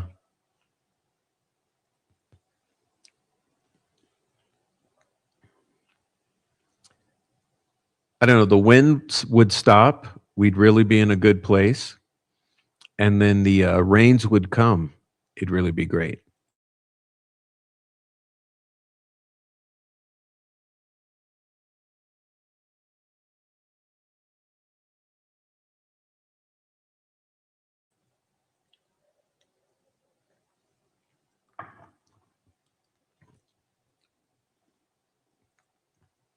So I want to thank you, Kate, for the super chat. £2 cooler in UK now, Prof. Thank you, Kate. I'm glad. I know. Just talking about a heat wave. Yeah, you guys had a heat wave over there. But yeah, we got heat, dryness, wind, and fire.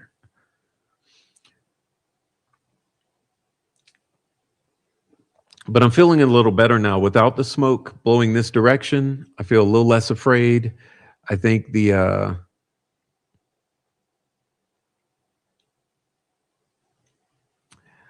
fires have burned out and moved in a direction where I'm not so afraid of them coming to my house.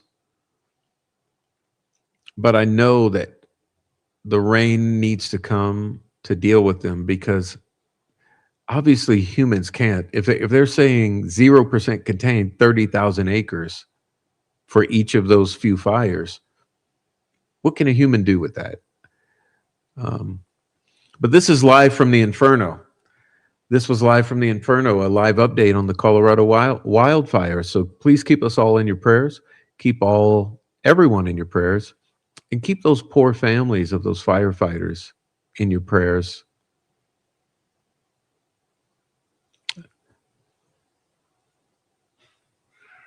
These kids' parents sacrificed a lot to try to help. So God bless them. So let me check the chat real quick. See who's here and tell you thank you for being here. See, we got Author Claremont. Thank you for being here, Author. All right. Who's her daddy 11? Thank you for being here. Hey, Laura. What's up, Laura? I think I know who you are. Hey, Laura. What's up, Laura? Thanks for being here. Four Pits, thanks for being here. Let's see who we got. Mustang, thanks for being here. Swade Smith, thanks for coming. Exactly. 2026, with the resources available, there's no reason.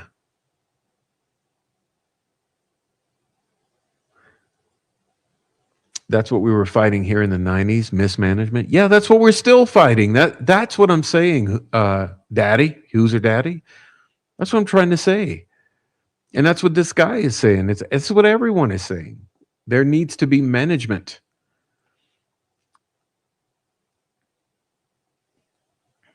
Harold, thanks for being here.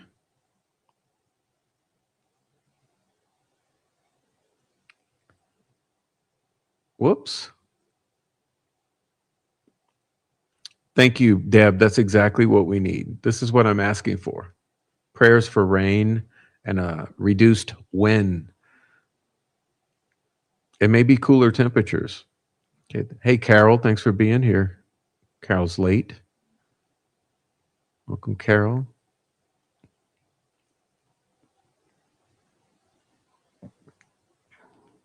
David Rogers, thanks for being here. Vicarious Vigilante, thanks for being here. Silenced Woman, thanks for being here. Trial Junkie, Critter Mama. I hope I didn't miss anyone. I'm trying to catch everyone. Kate, thanks for being here. Peachy 26. Here you go. Peachy, thanks for being here. Critter Mama, thank you. Tammy Martin.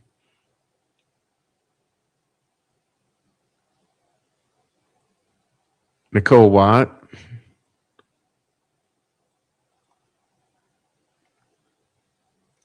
Did I say Carla Ann yet? Pertinent. Pinky and the Brain.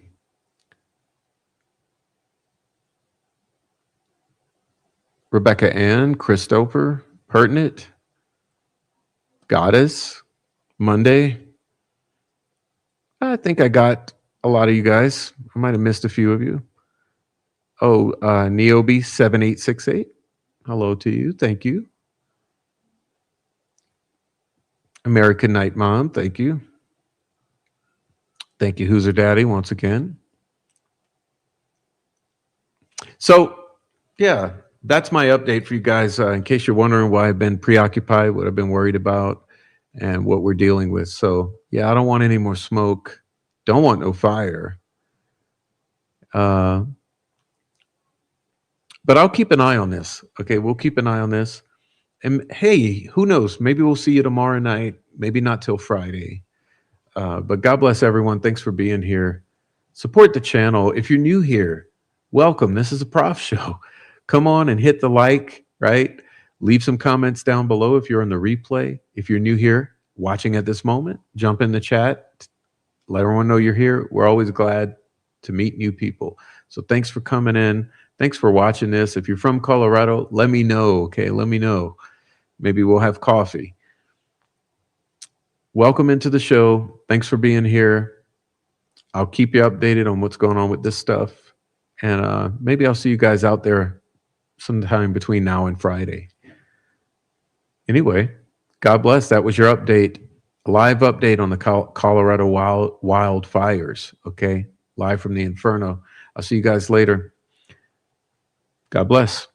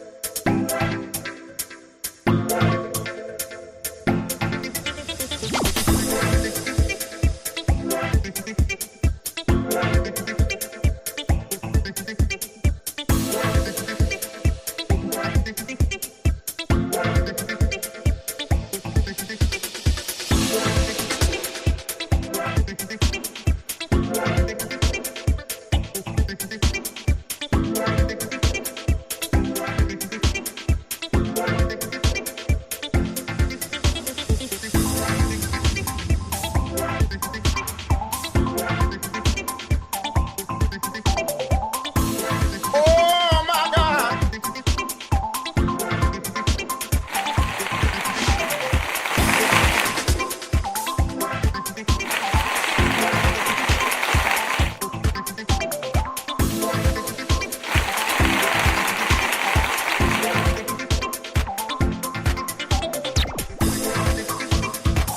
Oh my God.